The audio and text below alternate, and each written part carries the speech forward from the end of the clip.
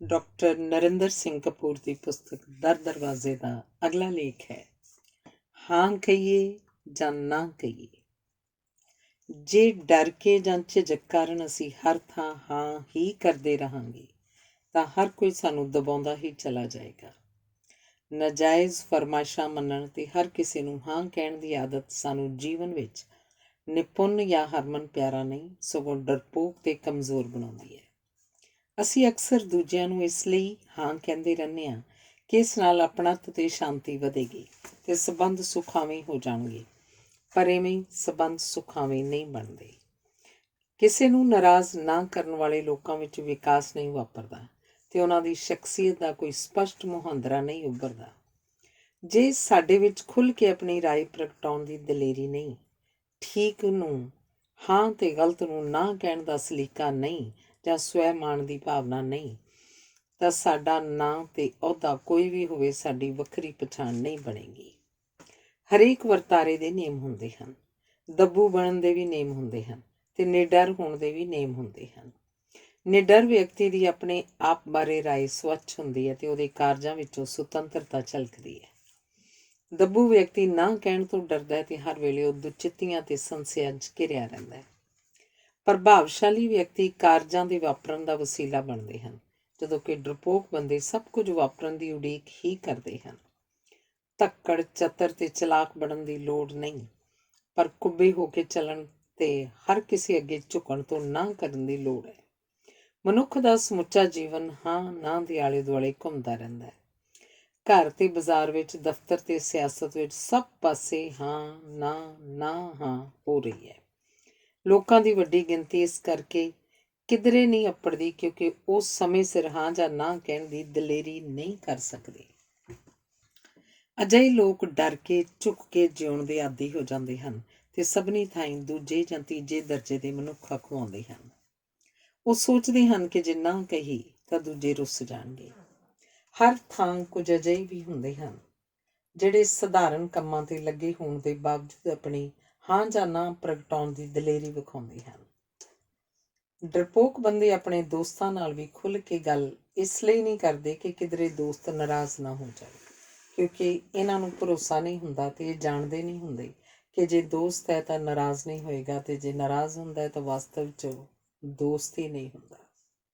ਨਾ ਪਸੰਦ ਕੀਤੇ ਜਾਣ ਦਾ ਭੈ, ਰੱਦ ਕੀਤੇ ਜਾਣ ਦਾ ਡਰ, ਪਿੱਛੇ ਰਹਿ ਜਾਣ ਦੀ ਚਿੰਤਾ ਜਾਂ ਬੇਇੱਜ਼ਤੀ ਹੋਣ ਦਾ ਸਹਿਮ ਸਾਨੂੰ ਆਪਣੇ ਹੱਕ ਲੈਣ ਨਹੀਂ ਦਿੰਦਾ, ਜਿਸ ਕਾਰਨ ਸਾਡੇ ਬਾਰੇ ਸਾਰੇ ਫੈਸਲੇ ਦੂਜੇ ਹੀ ਕਰੀ ਜਾਂਦੇ ਹਨ। ਜਿਸ ਕਾਰਨ ਅਜਿਹੇ ਲੋਕਾਂ ਨੂੰ ਨਿੱਕੀਆਂ ਨਿੱਕੀਆਂ ਗੱਲਾਂ ਤੋਂ ਹੀ ਛੁਟਕਾਰਾ ਨਹੀਂ ਮਿਲਦਾ ਤੇ ਉਹਨਾਂ ਦੇ ਸਮੁੱਚੇ ਜੀਵਨ ਦੀ ਕਾਰਗੁਜ਼ਾਰੀ ਨੀਵੀਂ ਰਹਿ ਜਾਂਦੀ ਹੈ। ਜੇ ਕੰਮ ਸਾਡੇ ਕਾਬੂ 'ਚ ਹੋਵੇ ਤਾਂ ਹੀ ਉਹ ਨਿਬੜਦਾ ਹੈ, ਨਹੀਂ ਤਾਂ ਨਿੱਕੇ ਨਿੱਕੇ ਕੰਮਾਂ ਦਾ ਬੋਝ ਹੀ ਸਾਨੂੰ ਉੱਠਣ ਨਹੀਂ ਦਿੰਦਾ। ਜਦੋਂ ਤੱਕ ਅਸੀਂ ਆਪਣਾ ਕੋਈ ਉਦੇਸ਼ ਨਹੀਂ ਮਿੱਥਦੇ, ਉਦੋਂ ਤੱਕ ਅਸੀਂ ਆਪਣੇ ਹੱਕਾਂ ਤੇ ਆਪਣੇ ਆਪ ਬਾਰੇ ਸੁਚੇਤ ਵੀ ਨਹੀਂ ਹੁੰਦੇ। ਜੇ ਉਦੇਸ਼ ਹੀ ਕੋਈ ਨਹੀਂ ਤਾਂ ਹੱਕ ਜਾਂ ਮਿਹਨਤ ਦਾ ਵੀ ਕੋਈ ਅਰਥ ਨਹੀਂ ਹੁੰਦਾ। ਉਦੇਸ਼ ਵਿੱਚੋਂ ਪ੍ਰੇਰਨਾ ਉਪਜਦੀ ਹੈ ਜਿਹੜੀ ਸਾਡੇ ਸਵੈ ਭਰੋਸੇ ਨੂੰ ਵਧਾਉਂਦੀ ਹੈ। ਸਪਸ਼ਟ ਉਦੇਸ਼ ਸਾਡੇ ਵਿੱਚ ਉਸਾਰੂ ਮਾਰਗ ਨੂੰ ਹਾਂ ਕਹਿਣ ਤੇ ਗਲਤ ਰਸਤੇ ਨੂੰ ਨਾ ਕਹਿਣ ਦੀ ਹਿੰਮਤ ਭਰਦਾ ਹੈ। ਨਾ ਕਹਿਣ ਵਾਲੀ ਥਾਂ ਹਾਂ ਕਹਿਣ ਨਾਲ ਅਸੀਂ ਅਣਚਾਹੇ ਵਰਤਾਰਿਆਂ ਅਤੇ ਸਮੇਂ ਤੇ ਮਨੋਬਲ ਨੂੰ ਨਸ਼ਟ ਕਰਨ ਵਾਲੀਆਂ ਵਗਾਰਾਂ ਦੇ ਸ਼ਿਕਾਰ ਹੋ ਜਾਂਦੇ ਹਾਂ। ਆਪਣੀ ਮੁੱਢਲੀ ਜਵਾਨੀ ਵਿੱਚ ਉਦੇਸ਼ ਦੀ ਅਣਹੋਂਦ ਕਾਰਨ ਮੈਂ ਬੜਾ ਡਰਪੋਕ ਸਾਂ ਤੇ ਕੰਮ ਵਾਲੀ ਥਾਂ ਤੇ ਮੈਂ ਉਹਨਾਂ ਕੰਮਾਂ ਦਾ ਵੀ ਬੋਝ ਚੁੱਕ ਲੈਂਦਾ ਸਾਂ ਜਿਹੜੇ ਮੇਰੇ ਹੁੰਦੇ ਹੀ ਨਹੀਂ ਸਨ, ਕਿਉਂਕਿ ਮੈਨੂੰ ਡਰ ਲੱਗਿਆ ਰਹਿੰਦਾ ਸੀ ਕਿ ਕਿਧਰੇ ਮਾਲਕ ਨਾਰਾਜ਼ ਨਾ ਹੋ ਜਾਣ ਤੇ ਮੈਨੂੰ ਕੰਮ ਤੋਂ ਹਟਾ ਨਾ ਦੇਣ। ਇਵੇਂ ਹੀ ਜਿਸ ਨਾਲ ਮੈਨੂੰ ਪਿਆਰ ਹੋਇਆ ਉਹਨੂੰ ਮੈਂ ਆਪਣੀ ਥੋੜ੍ਹੀ ਜਿਹੀ ਤਨਖਾਹ ਵਿੱਚੋਂ ਇਸ ਲਈ ਮਹਿੰਗੀਆਂ ਚੀਜ਼ਾਂ ਲੈ ਕੇ ਦਿੰਦਾ ਸਾਂ ਕਿ ਕਿਧਰੇ ਉਹ ਮੈਨੂੰ ਛੱਡ ਕੇ ਨਾ ਜਾਵੇ, ਪਰ ਛੱਡ ਉਹ ਫੇਰ ਵੀ ਗਈ। ਮੈਂ ਡਰਪੋਕ ਸਾਂ, ਜਿਸ ਕਾਰਨ ਉਹਦੀਆਂ ਗੱਲਾਂ ਦੇ ਜਵਾਬ ਅਕਸਰ ਮੈਨੂੰ ਉਹਦੇ ਜਾਣ ਮਗਰੋਂ ਹੀ ਸੁੱਝਦੇ ਸਨ। ਉਸ ਵੇਲੇ ਮੇਰੇ ਵਿੱਚ ਉਦਾਸ ਤੇ ਪਰੇਸ਼ਾਨ ਹੋਣ ਦੀ ਹੀ ਯੋਗਤਾ ਸੀ, ਅੜਨ ਤੇ ਲੜਨ ਦੀ ਦਲੇਰੀ ਨਹੀਂ ਸੀ। ਇਵੇਂ ਹੀ ਇੱਕ ਵਾਰੀ ਸਾਡੇ ਗੁਆਂਢੀ 3 ਮਹੀਨੇ ਲਈ ਵਿਦੇਸ਼ ਜਾਣ ਸਮੇਂ ਸਾਡੀ ਮਰਜ਼ੀ ਪੁੱਛੇ ਬਿਨਾਂ ਹੀ ਆਪਣੇ 2 ਕੁੱਤੇ ਸਾਨੂੰ ਸੰਭਾਲ ਗਏ, ਜਿਨ੍ਹਾਂ ਦੀ ਰਾਖੀ ਕਰਨ ਕਰਕੇ ਅਸੀਂ ਘਰ ਨਾਲ ਹੀ ਬੱਝੇ ਰਹੇ। ਇੱਕ ਵਾਰੀ ਮੇਰੇ ਇੱਕ ਸਹਿ ਕਰਮਚਾਰੀ ਨੇ ਕੁਝ ਦਿਨਾਂ ਵਾਸਤੇ ਕਿਧਰੇ ਜਾਣਾ ਸੀ ਤੇ ਘਰ ਦੀ ਰਖਵਾਲੀ ਬਾਰੇ ਚਿੰਤਾ ਪ੍ਰਗਟਾਉਂਦਿਆਂ ਉਹਨਾਂ ਨੇ ਮੈਨੂੰ ਕਿਹਾ ਕਿ ਮੈਂ ਰਾਤ ਨੂੰ ਉਹਨਾਂ ਦੇ ਘਰ ਸੌਂ ਜਾਇਆ ਕਰਾਂ। ਉਸ ਮਗਰੋਂ ਸਾਡੇ ਬਲਾਕ ਵਿੱਚ ਜਿਸ ਕਿਸੇ ਨੇ ਜਾਣਾ ਉਹ ਚੌਕੀਦਾਰਾ ਕਰਨ ਲਈ ਮੈਨੂੰ ਕਹਿਣ ਲੱਗ ਪਏ। ਇੱਕ ਵਾਰੀ ਇੱਕ ਪਰਿਵਾਰ ਨੇ ਸਾਰਾ ਸਮਾਨ ਕਮਰਿਆਂ ਅੰਦਰ ਰੱਖ ਕੇ ਸਾਰੇ ਕਮਰਿਆਂ ਨੂੰ ਜੰਦਰੇ ਮਾਰ ਕੇ ਵਿਚਕਾਰਲੀ ਥਾਂ ਤੇ ਮੇਰਾ ਮੰਜਾ ਵਿਛਾਇਆ ਹੋਇਆ ਸੀ। ਇਹ ਪ੍ਰਬੰਧ ਵੇਖ ਕੇ ਮੈਂ ਮਹਿਸੂਸ ਕੀਤਾ ਕਿ ਇਸ ਘਰ ਦੇ ਮਾਲਕਾਂ ਨੇ ਮੈਨੂੰ ਗੁਆਂਢੀ ਨਹੀਂ, ਚੌਕੀਦਾਰ ਵੀ ਨਹੀਂ, ਸਗੋਂ ਚੋਰ ਹੀ ਸਮਝਿਆ ਸੀ। ਇਵੇਂ ਹੀ ਇੱਕ ਪਰਿਵਾਰ ਨੇ ਸਮਾਗਮ ਸਮੇਂ ਆਪਣੇ ਨੌਕਰ ਰਾਹੀਂ ਸਾਡੀਆਂ ਕੁਰਸੀਆਂ ਮੰਗਵਾਈਆਂ। ਸਮਾਗਮ ਉਪਰੰਤ ਕਈ ਦਿਨਾਂ ਮਗਰੋਂ ਵੀ ਜਦੋਂ ਕੁਰਸੀਆਂ ਨਾ ਆਈਆਂ ਤਾਂ ਜਦੋਂ ਟੈਲੀਫੋਨ ਕੀਤਾ ਤਾਂ ਕਹਿਣ ਲੱਗੇ, ਕੁਰਸੀਆਂ ਨੌਕਰ ਲਿਆਇਆ ਸੀ, ਕਦੋਂ ਵਾਪਸ ਕਰਨ ਆਏਗਾ, ਇਸ ਬਾਰੇ ਤੁਸੀਂ ਉਸ ਨਾਲ ਆਪ ਗੱਲ ਕਰ ਲਓ। ਮੇਰੇ ਡਰਪੋਕ ਤੇ ਦੱਬੂ ਵਿਹਾਰ ਕਾਰਨ ਇਹੋ ਜਿਹੀਆਂ ਗੱਲਾਂ ਮੇਰੇ ਨਾਲ ਵਾਪਰਦੀਆਂ ਹੀ ਰਹਿੰਦੀਆਂ ਸਨ। ਵਿਆਹ ਉਪਰੰਤ ਤੀਜੇ ਦਿਨ ਜਦੋਂ ਪਤਨੀ ਨਾਲ ਜਾਂਦਿਆਂ ਇੱਕ ਬਿੱਲੀ ਸਾਡਾ ਰਸਤਾ ਕੱਟ ਗਈ ਤੇ ਮੈਂ ਪੁੱਛਿਆ, ਰੁਕ ਜਾਈਏ ਜਾਂ ਘਰ ਮੁੜ ਚਲੀਏ? ਮੇਰੀ ਗੱਲ ਸੁਣ ਕੇ ਪਤਨੀ ਨੇ ਘੂਰ ਕੇ ਮੈਨੂੰ ਕਿਹਾ, ਤੂੰ ਮਰਦ ਹੈ ਕਿ ਚੂਹਾ? ਇਹ ਉਹ ਦਿਨ ਸੀ ਜਦੋਂ ਮੈਂ ਚੂਹੇ ਤੋਂ ਮਰਦ ਬਣਿਆ ਸੀ। ਮਨੁੱਖ ਜਾਨਵਰਾਂ ਵਿੱਚੋਂ ਕੇਵਲ ਸ਼ੇਰ ਕਹਾਉਣਾ ਪਸੰਦ ਕਰਦਾ ਹੈ। ਸ਼ੇਰ ਤਾਂ ਭਾਵੇਂ ਮੈਂ ਨਹੀਂ ਬਣ ਸਕਿਆ, ਪਰ ਚੂਹਾ ਬਣਨ ਤੋਂ ਸਦੀਵੀ ਨਾ ਹੈ। ਹੁਣ ਮੈਨੂੰ ਹਾਂ ਤੇ ਨਾ ਕਰਨੀ ਆਉਂਦੀ ਹੈ, ਆਪਣੀ ਗੱਲ ਕਹਿਣੀ ਆਉਂਦੀ ਹੈ ਤੇ ਆਪਣੀ ਠੀਕ ਗੱਲ ਮਨਵਾਉਣੀ ਵੀ ਆਉਂਦੀ ਹੈ। ਦੂਜਿਆਂ ਦਾ ਸਤਿਕਾਰ ਕਰਨਾ ਮੈਨੂੰ ਚੰਗਾ ਲੱਗਦਾ ਹੈ, ਪਰ ਹੁਣ ਮੇਰੀ ਆਪਣੇ ਆਪ ਬਾਰੇ ਵੀ ਰਾਏ ਮਾੜੀ ਨਹੀਂ। ਹਾਂ ਕਹਿਣੀ ਸੌਖੀ ਹੁੰਦੀ ਹੈ, ਇਸੇ ਲਈ ਅਸੀਂ ਨਾ ਕਹਿਣ ਤੋਂ ਝਿਜਕਦੇ ਹਾਂ। ਹਾਂ ਦੇ ਮੁਕਾਬਲੇ ਨਾ ਕਹਿਣ ਵਾਸਤੇ ਵਧੇਰੇ ਤਾਕਤ, ਤਿਆਗ, ਦ੍ਰਿੜਤਾ ਤੇ ਸਵੈਮਾਨ ਦੀ ਲੋੜ ਪੈਂਦੀ ਹੈ। ਆਰੰਭ ਵਿੱਚ ਨਾ ਕਹਿਣ ਨੂੰ ਚੰਗਾ ਨਹੀਂ ਸਮਝਿਆ ਜਾਏਗਾ, ਪਰ ਹੌਲੀ ਹੌਲੀ ਨਾ ਕਹਿਣ ਵਾਲੇ ਦੀ ਗੱਲ ਵਧੇਰੇ ਧਿਆਨ ਨਾਲ ਸੁਣੀ ਜਾਣ ਲੱਗ ਪੈਂਦੀ ਹੈ। ਸਭ ਤੋਂ ਪਹਿਲੀ ਲੋੜ ਹੈ ਆਪਣੇ ਆਪ ਨਾਲ ਮਾੜਾ ਵਿਹਾਰ ਕਰਨ ਤੋਂ ਨਾ ਕਰਨੀ। ਉਦਾਹਰਨ ਵਜੋਂ ਜਿਹੜੇ ਕੱਪੜੇ ਪਹਿਨਣੇ ਹਨ ਉਹ ਸਾਫ਼ ਸੁਥਰੇ ਹੋਣੇ ਚਾਹੀਦੇ ਹਨ, ਕਿਉਂਕਿ ਮੈਲੇ ਕੱਪੜਿਆਂ ਵਾਲਾ ਪਹਿਲਾਂ ਹੀ ਅੱਧਾ ਹਾਰਿਆ ਹੋਇਆ ਹੁੰਦਾ ਹੈ। ਜੇ ਸੌਣਾ ਹੈ ਤਾਂ ਠੀਕ ਬਿਸਤਰੇ ਉੱਤੇ ਸੌਵੋ, ਕਿਉਂਕਿ ਸੁੱਤਾ ਹੋਇਆ ਬੰਦਾ ਜਾਗਦਿਆਂ ਦੇ ਸਤਿਕਾਰ 'ਚ ਹੋਣਾ ਚਾਹੀਦਾ ਹੈ। ਭੋਜਨ ਠੀਕ ਢੰਗ ਨਾਲ ਪਰੋਸਿਆ ਹੋਣਾ ਚਾਹੀਦਾ ਹੈ, ਕਿਉਂਕਿ ਪਰੋਸਿਆ ਹੋਇਆ ਹੀ ਭੋਜਨ ਹੁੰਦਾ, ਨਹੀਂ ਤਾਂ ਉਹ ਰੋਟੀ ਛੋਟੀ ਹੀ ਹੋਏਗੀ। ਕਿਸੇ ਮਹਿਮਾਨ ਦੇ ਆਉਣ ਸਮੇਂ ਘਰ ਦੀ ਸਫਾਈ ਕਰਨੀ ਉਚੇਚ ਹੈ। ਘਰ ਸੁਭਾਵਕ ਹੀ ਸਾਫ਼ ਹੋਣਾ ਚਾਹੀਦਾ ਹੈ, ਕਿਉਂਕਿ ਮੁੱਖ ਤੌਰ ਤੇ ਘਰ ਮਹਿਮਾਨਾਂ ਲਈ ਨਹੀਂ, ਘਰ ਦੇ ਜੀਆਂ ਲਈ ਹੁੰਦਾ ਹੈ। ਚੰਗੀਆਂ ਆਦਤਾਂ ਦਾ ਰੋਹਬ ਹੁੰਦਾ ਹੈ ਤੇ ਰੋਹਬ ਪੈਂਦਾ ਹੈ। ਜਿੱਥੇ ਜਿੱਥੇ ਵੀ ਤੁਸੀਂ ਵਿਚਰੇ ਹੋ ਉੱਥੇ ਉੱਥੇ ਤੁਸੀਂ ਵੇਖਿਆ ਹੋਏਗਾ ਕਿ ਕੁਝ ਬੰਦਿਆਂ ਵਿੱਚ ਇੱਕ ਵਿਸ਼ੇਸ਼ ਕਿਸਮ ਦਾ ਰੋਹਬ ਹੁੰਦਾ ਹੈ ਤੇ ਉਹਨਾਂ ਦੇ ਉੱਠਣ, ਬੈਠਣ, ਵੇਖਣ, ਬੋਲਣ ਦਾ ਢੰਗ ਵੱਖਰਾ ਹੁੰਦਾ ਹੈ, ਜਦੋਂ ਕਿ ਬਾਕੀ ਸਾਰੇ ਭੀੜ ਦਾ ਭਾਗ ਹੁੰਦੇ ਹਨ। ਜਿਵੇਂ ਸੁੰਦਰਤਾ ਦਾ ਰੋਹਬ ਹੁੰਦਾ ਹੈ, ਉਵੇਂ ਵਿਦਵਤਾ ਦਾ ਵੀ ਰੋਹਬ ਹੁੰਦਾ ਹੈ। ਰੋਹਬ ਚੰਗੀਆਂ ਆਦਤਾਂ ਤੇ ਆਪਣੇ ਕਾਰਜ ਵਿੱਚ ਨਿਪੁੰਨਤਾ ਦੇ ਗੁਣਾਂ ਨਾਲ ਉਪਜਦਾ ਹੈ। ਨਿਕੰਮੇ ਤੇ ਕੰਮਚੋਰ ਬੰਦਿਆਂ ਦੀ ਕੋਈ ਪਰਵਾਹ ਨਹੀਂ ਕਰਦਾ। ਰੋਹਬ ਉਹ ਗੁਣ ਹੁੰਦਾ ਹੈ ਜਿਸ ਦਾ ਆਪ ਮੁਹਾਰੇ ਸਤਿਕਾਰ ਹੋਵੇ। ਅਜਿਹੇ ਰੋਹਬ ਵਾਲੇ ਲੋਕਾਂ ਦੀ ਹਾਂ ਜਾਂ ਨਾ ਵਿੱਚ ਤਾਕਤ ਹੁੰਦੀ ਹੈ। ਅਜਿਹੇ ਰੋਹਬ ਵਾਲੇ ਵਿਅਕਤੀ ਲੰਮੇ ਨਹੀਂ, ਉੱਚੇ ਹੁੰਦੇ ਹਨ ਤੇ ਉਹ ਗੋਰੇ ਭਾਵੇਂ ਨਾ ਹੋਣ ਪਰ ਸੋਹਣੇ ਲੱਗਦੇ ਹਨ। ਕੁਝ ਲੋਕਾਂ ਦੀ ਹੀ ਪਛਾਣਨ ਯੋਗ ਤੇ ਧਿਆਨ ਖਿੱਚਣ ਵਾਲੀ ਸ਼ਖਸੀਅਤ ਹੁੰਦੀ ਹੈ, ਬਾਕੀਆਂ ਦਾ ਕੇਵਲ ਨਾਮ ਹੀ ਹੁੰਦਾ ਹੈ। ਮੇਰੇ ਸਕੂਲ 'ਚ ਇੱਕ ਅਧਿਆਪਕ ਸਨ ਜਿਨ੍ਹਾਂ ਨੂੰ ਵਿਦਿਆਰਥੀ ਸਲਾਮ ਹੀ ਨਹੀਂ, ਸਿਜਦਾ ਵੀ ਕਰਦੇ ਸਨ। ਆਪਣੇ ਕਿੱਤੇ ਦੀ ਨਿਪੁੰਨਤਾ ਵਿੱਚੋਂ ਉਪਜੇ ਸੁਖਾਵੇਂ ਰੋਹਬ ਕਾਰਨ ਉਹ ਸਾਨੂੰ ਬੜੇ ਚੰਗੇ ਤੇ ਪਿਆਰੇ ਲੱਗਦੇ ਸਨ। ਮੇਰਾ ਦਿਲ ਕਰਦਾ ਹੁੰਦਾ ਸੀ ਕਿ ਜੇ ਮੈਨੂੰ ਕਿਸੇ ਗਲਤੀ ਦੀ ਸਜ਼ਾ ਮਿਲਣੀ ਹੋਵੇ ਤਾਂ ਸਜ਼ਾ ਉਹ ਹੀ ਦੇਣ। ਉਹਨਾਂ ਦੀ ਸ਼ਾਬਾਸ਼ ਲੈਣ ਵਾਸਤੇ ਮੈਂ ਆਪਣੀ ਲਿਖਾਈ ਸੰਵਾਰੀ, ਉਹਨਾਂ ਦੇ ਨੇੜੇ ਹੋਣ ਵਾਸਤੇ ਮੈਂ ਆਪਣੀਆਂ ਆਦਤਾਂ ਠੀਕ ਕੀਤੀਆਂ ਤੇ ਉਹਨਾਂ ਦੇ ਮੂੰਹ ਆਪਣਾ ਨਾਂ ਸੁਣਨ ਵਾਸਤੇ ਮੈਂ ਸਿਲੇਬਸ ਤੋਂ ਬਾਹਰਲੀਆਂ ਕਿਤਾਬਾਂ ਪੜ੍ਹਨੀਆਂ ਸ਼ੁਰੂ ਕੀਤੀਆਂ। ਆਪਣੇ ਸੁਚੱਜੇ ਵਿਹਾਰ ਨਾਲ ਅਸੀਂ ਉਹਨਾਂ ਤੋਂ ਹਾਂ ਹੀ ਸੁਣਨ ਦਾ ਯਤਨ ਕਰਦੇ ਸਾਂ। ਅਸੀਂ ਉਹ ਕੁਝ ਕਰਨਾ ਸੋਚ ਵੀ ਨਹੀਂ ਸੀ ਸਕਦੇ ਜਿਸ ਬਾਰੇ ਉਹਨਾਂ ਦੀ ਨਾ ਹੋਵੇ। ਇਵੇਂ ਹੀ ਸਾਡੇ ਕਾਲਜ ਵਿੱਚ ਫਿਲਾਸਫੀ ਦੇ ਇੱਕ ਪ੍ਰੋਫੈਸਰ ਸਨ ਜਿਨ੍ਹਾਂ ਦੇ ਗਿਆਨ ਤੇ ਸ਼ਖਸੀਅਤ ਦਾ ਸਾਰੇ ਕਾਲਜ ਉੱਤੇ ਰੋਹਬ ਸੀ। ਉਹਨਾਂ ਦੇ ਰੋਹਬ ਕਾਰਨ ਮੈਂ ਉਹਨਾਂ ਦੇ ਵਿਦਿਆਰਥੀਆਂ ਨਾਲ ਉਹਨਾਂ ਬਾਰੇ ਗੱਲਾਂ ਕਰਿਆ ਕਰਦਾ ਸੀ। ਉਹਨਾਂ ਨੂੰ ਮੈਂ ਲੁਕ ਲੁਕ ਕੇ ਵੇਖਿਆ ਕਰਦਾ ਸੀ। ਉਹਨਾਂ ਤੋਂ ਮੈਂ ਸਿੱਖਿਆ ਕਿ ਕਿਸੇ ਦੀ ਅਮੀਰੀ ਉਹਦੇ ਅਹੁਦੇ ਜਾਂ ਜਾਇਦਾਦ ਤੋਂ ਨਹੀਂ, ਉਹਦੇ ਵਿਹਾਰ ਤੋਂ ਪਰਖੀ ਜਾਂਦੀ ਹੈ। ਇੱਕ ਵਾਰੀ ਕਾਲਜ ਵਿੱਚ ਵਿਦਿਆਰਥੀਆਂ ਦੀ ਹੜਤਾਲ ਦੌਰਾਨ ਪ੍ਰਬੰਧਕਾਂ ਨੇ ਜਦੋਂ ਗੱਲਬਾਤ ਉਪਰੰਤ ਮੰਗਾਂ ਮੰਨਣ ਤੋਂ ਨਾ ਕਰ ਦਿੱਤੀ ਤਾਂ ਵਿਦਿਆਰਥੀਆਂ ਨੇ ਕਿਹਾ ਕਿ ਜੇ ਉਹ ਪ੍ਰੋਫੈਸਰ ਸਾਹਿਬ ਕਹਿ ਦੇਣ ਕਿ ਸਾਡੀਆਂ ਮੰਗਾਂ ਗਲਤ ਹਨ, ਅਸੀਂ ਇਸੇ ਪਲ ਹੜਤਾਲ ਵਾਪਸ ਲੈ ਲਵਾਂਗੇ। ਪ੍ਰਬੰਧਕਾਂ ਵੱਲੋਂ ਪੁੱਛਣ ਉੱਤੇ ਪ੍ਰੋਫੈਸਰ ਸਾਹਿਬ ਨੇ ਕਿਹਾ ਸੀ ਕਿ ਵਿਦਿਆਰਥੀਆਂ ਦੀਆਂ 3 ਮੰਗਾਂ ਵਿੱਚੋਂ 2 ਮੰਗਾਂ ਵਾਜਬ ਹਨ। ਉਹਨਾਂ ਦੇ ਦਿੱਤੇ ਤਰਕ ਨੂੰ ਪ੍ਰਬੰਧਕਾਂ ਤੇ ਵਿਦਿਆਰਥੀਆਂ ਦੋਹਾਂ ਨੇ ਮੰਨ ਲਿਆ ਸੀ। ਆਪਣੇ ਰੋਹਬ ਕਾਰਨ ਸਿਆਣਪ ਹਰ ਥਾਂ ਆਪਣੀ ਗੱਲ ਮਨਵਾ ਲੈਂਦੀ ਹੈ। ਜਿਨ੍ਹਾਂ ਵਿੱਚ ਰੋਹਬ ਹੁੰਦਾ ਹੈ ਉਹਨਾਂ ਵਿੱਚ ਹੀ ਸਵੈਮਾਨ ਹੁੰਦਾ ਹੈ। ਨਿਪੁੰਨਤਾ ਦਾ ਰੋਹਬ ਅਤੇ ਗਿਆਨ ਤੇ ਅਮਲ ਨਾਲ ਕਮਾਇਆ ਸਵੈਮਾਨ ਸਾਡੀ ਸੋਚ ਨੂੰ ਦੁਚਿੱਤੀਆਂ ਤੋਂ ਮੁਕਤ ਕਰ ਦਿੰਦਾ ਹੈ ਤੇ ਸਾਨੂੰ ਹਾਂ ਜਾਂ ਨਾ ਕਹਿਣ ਦੀਆਂ ਸਫਾਈਆਂ ਨਹੀਂ ਦੇਣੀਆਂ ਪੈਂਦੀਆਂ। ਯੂਰਪ ਵਿੱਚ ਜਰਮਨੀ ਰੋਹਬ ਦਾ ਪ੍ਰਤੀਕ ਹੈ ਤੇ ਫਰਾਂਸ ਸਵੈਮਾਨ ਦਾ। ਜਰਮਨੀ ਕੋਲ ਟੈਕਨੋਲੋਜੀ ਦੀ ਤਾਕਤ ਹੈ, ਫਰਾਂਸ ਕੋਲ ਕਲਾ ਦੀ ਸ਼ਕਤੀ ਹੈ। ਕਹਿੰਦੇ ਹਨ ਕਿ ਇੱਕ ਜਰਮਨ ਜਰਨੈਲ ਨੇ ਮੁਰਗੇ ਨੂੰ ਮੁਰਗੀ ਕਹਿ ਦਿੱਤਾ ਸੀ ਤੇ ਜਰਨੈਲ ਦੇ ਰੋਹਬ ਕਾਰਨ ਮੁਰਗਾ ਅੰਡੇ ਦੇਣ ਲੱਗ ਪਿਆ ਸੀ। ਦੂਜੇ ਵਿਸ਼ਵ ਯੁੱਧ ਦੌਰਾਨ ਇੰਗਲੈਂਡ ਨੇ ਆਪਣੇ ਸਵੈਮਾਨ ਦੀ ਤਾਕਤ ਨਾਲ ਜਰਮਨੀ ਅੱਗੇ ਝੁਕਣ ਤੋਂ ਇਹ ਕਹਿ ਕੇ ਨਾ ਕਰ ਦਿੱਤੀ ਸੀ ਕਿ ਸਾਡੀ ਝੁਕਣ ਤੇ ਹਾਰਨ ਵਿੱਚ ਕੋਈ ਦਿਲਚਸਪੀ ਨਹੀਂ ਹੈ। ਉੱਚੀ ਸੋਚ ਤੋਂ ਬਿਨਾਂ ਸਵੈਮਾਨ ਨਹੀਂ ਉਪਜਦਾ। ਮਹਾਂਪੁਰਸ਼ ਆਪਣੀ ਉੱਚੀ ਸੋਚ ਕਾਰਨ ਹੀ ਮਹਾਂਪੁਰਸ਼ ਕਹੇ ਜਾਂਦੇ ਹਨ। ਉਹ ਰਾਜ ਭਾਗ ਨੂੰ ਹੀ ਨਾ ਨਹੀਂ ਕਹਿੰਦੇ, ਉਹ ਕਿਸੇ ਅੱਗੇ ਝੁਕਣ ਤੋਂ ਵੀ ਇਨਕਾਰ ਕਰਦੇ ਹਨ। ਵੇਦਾਂ ਅੱਗੇ, ਜ਼ਾਤ ਅੱਗੇ, ਹਕੂਮਤ, ਪ੍ਰੋਹਤ ਜਾਂ ਰਿਵਾਜ਼ ਅੱਗੇ ਉਹ ਨਹੀਂ ਝੁਕਦੇ। ਉਹ ਕਿਸੇ ਦੀ ਈਨ ਨਹੀਂ ਮੰਨਦੇ। ਸਾਰੇ ਮਹਾਂਪੁਰਸ਼ ਆਪਣੇ ਢੰਗ ਨਾਲ ਜੀਏ ਹਨ ਤੇ ਆਪਣੇ ਆਦਰਸ਼ਾਂ ਤੇ ਅਸੂਲਾਂ ਤੋਂ ਥੱਲੇ ਉਤਰਨ ਤੋਂ ਉਹਨਾਂ ਨੇ ਨਾ ਹੀ ਕੀਤੀ ਹੈ। ਇਤਿਹਾਸ ਵਿੱਚ ਨਾਂ ਉਹਨਾਂ ਦਾ ਹੀ ਹੁੰਦਾ ਹੈ ਜਿਨ੍ਹਾਂ ਵਿੱਚ ਜਾਬਰਾਂ ਅੱਗੇ ਝੁਕਣ ਤੋਂ ਨਾ ਕਹਿਣ ਦੀ ਦਲੇਰੀ ਹੁੰਦੀ ਹੈ। ਇਸ ਦਲੇਰੀ ਭਰੀ ਨਾ ਤੋਂ ਬਿਨਾਂ ਨਾ ਜ਼ਮਾਨਾ ਬਦਲਦਾ ਹੈ, ਨਾ ਹੀ ਉਸ ਦੀਆਂ ਕਦਰਾਂ ਕੀਮਤਾਂ 'ਚ ਪਰਿਵਰਤਨ ਵਾਪਰਦਾ ਹੈ। ਵੱਡੀ ਕੁਰਬਾਨੀ ਵਾਂਗ ਦਲੇਰੀ ਭਰੀ ਨਾ ਆਪਣੇ ਆਪ ਨੂੰ ਦਾਅ ਤੇ ਲਾਉਣ ਦੇ ਚਾਅ 'ਚ ਉਪਜਦੀ ਹੈ। ਜੇ ਅੱਜ ਅਸੀਂ ਸੁਤੰਤਰ ਹਾਂ ਤਾਂ ਇਸ ਪਿੱਛੇ ਹਜ਼ਾਰਾਂ ਲੋਕਾਂ ਵੱਲੋਂ ਗੁਲਾਮੀ ਨੂੰ ਨਾ ਕਹਿਣ ਵਾਲੀਆਂ ਕੁਰਬਾਨੀਆਂ ਖਲੋਤੀਆਂ ਹੋਈਆਂ ਹਨ।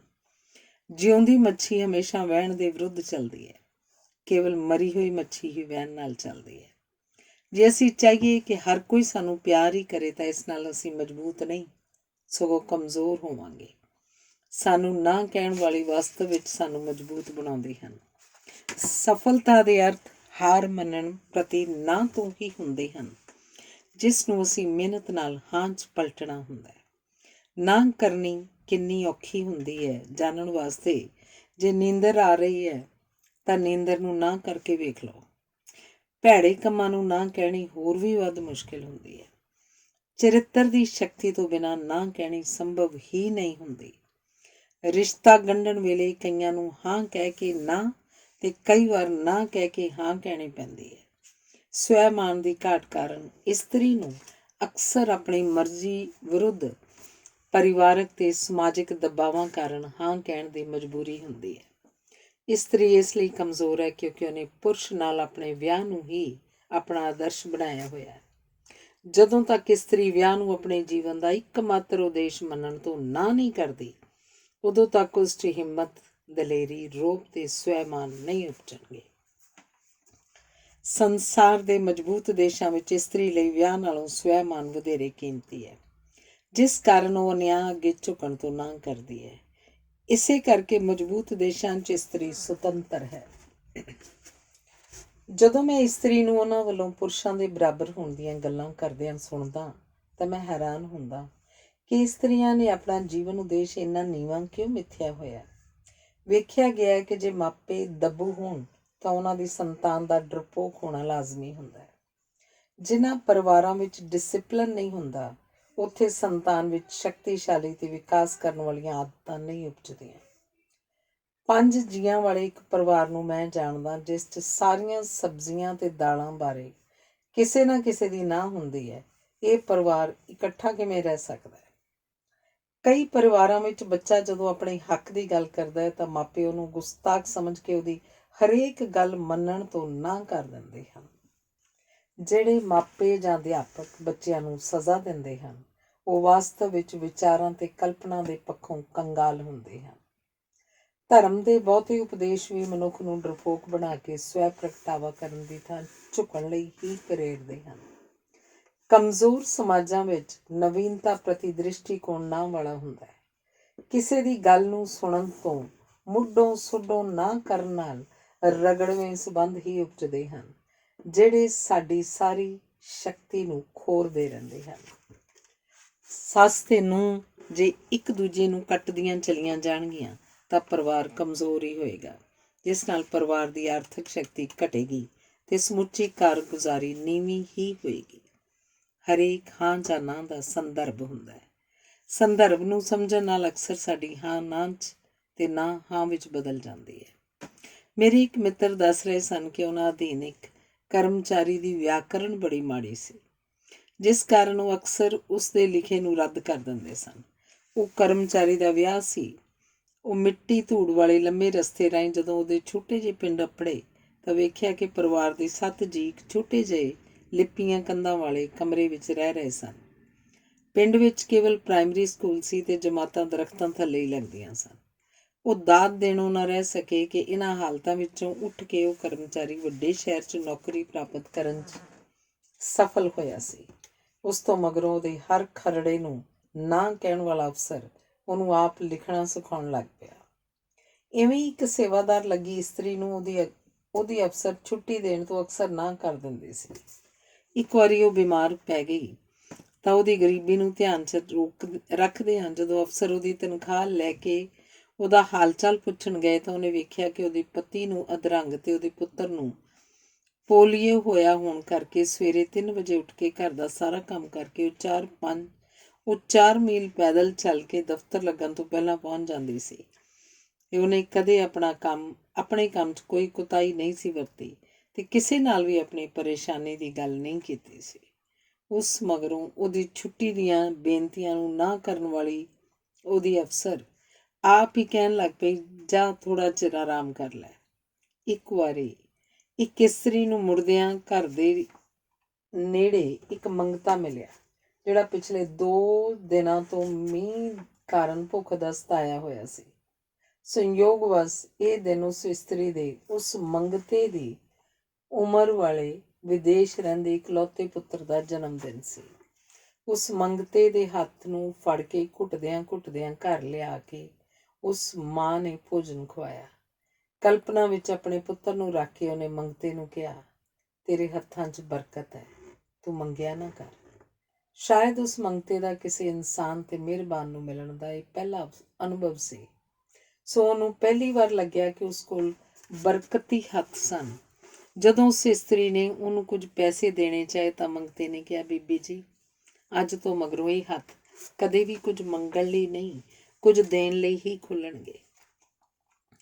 ਕਈ ਵਾਰ ਸਾਨੂੰ ਨਾ ਠੀਕ ਪ੍ਰਤੀਤ ਹੁੰਦੀ ਹੈ, ਪਰ ਸੰਦਰਭ ਸਮਝ ਆਉਣ 'ਤੇ ਅਸੀਂ ਸ਼ਰਮਸਾਰ ਮਹਿਸੂਸ ਕਰਦੇ ਹਾਂ। ਇੱਕ ਲੜਕਾ ਅੰਨ੍ਹਾ ਸੀ, ਪਰ ਉਹ ਗਾਉਂਦਾ ਬਹੁਤ ਚੰਗਾ ਸੀ। ਇੱਕ ਲੜਕੀ ਨੇ ਉਹਨੂੰ ਪਿਆਰ ਕੀਤਾ ਤੇ ਵਿਆਹ ਦੀ ਪੇਸ਼ਕਸ਼ ਵੀ ਕੀਤੀ।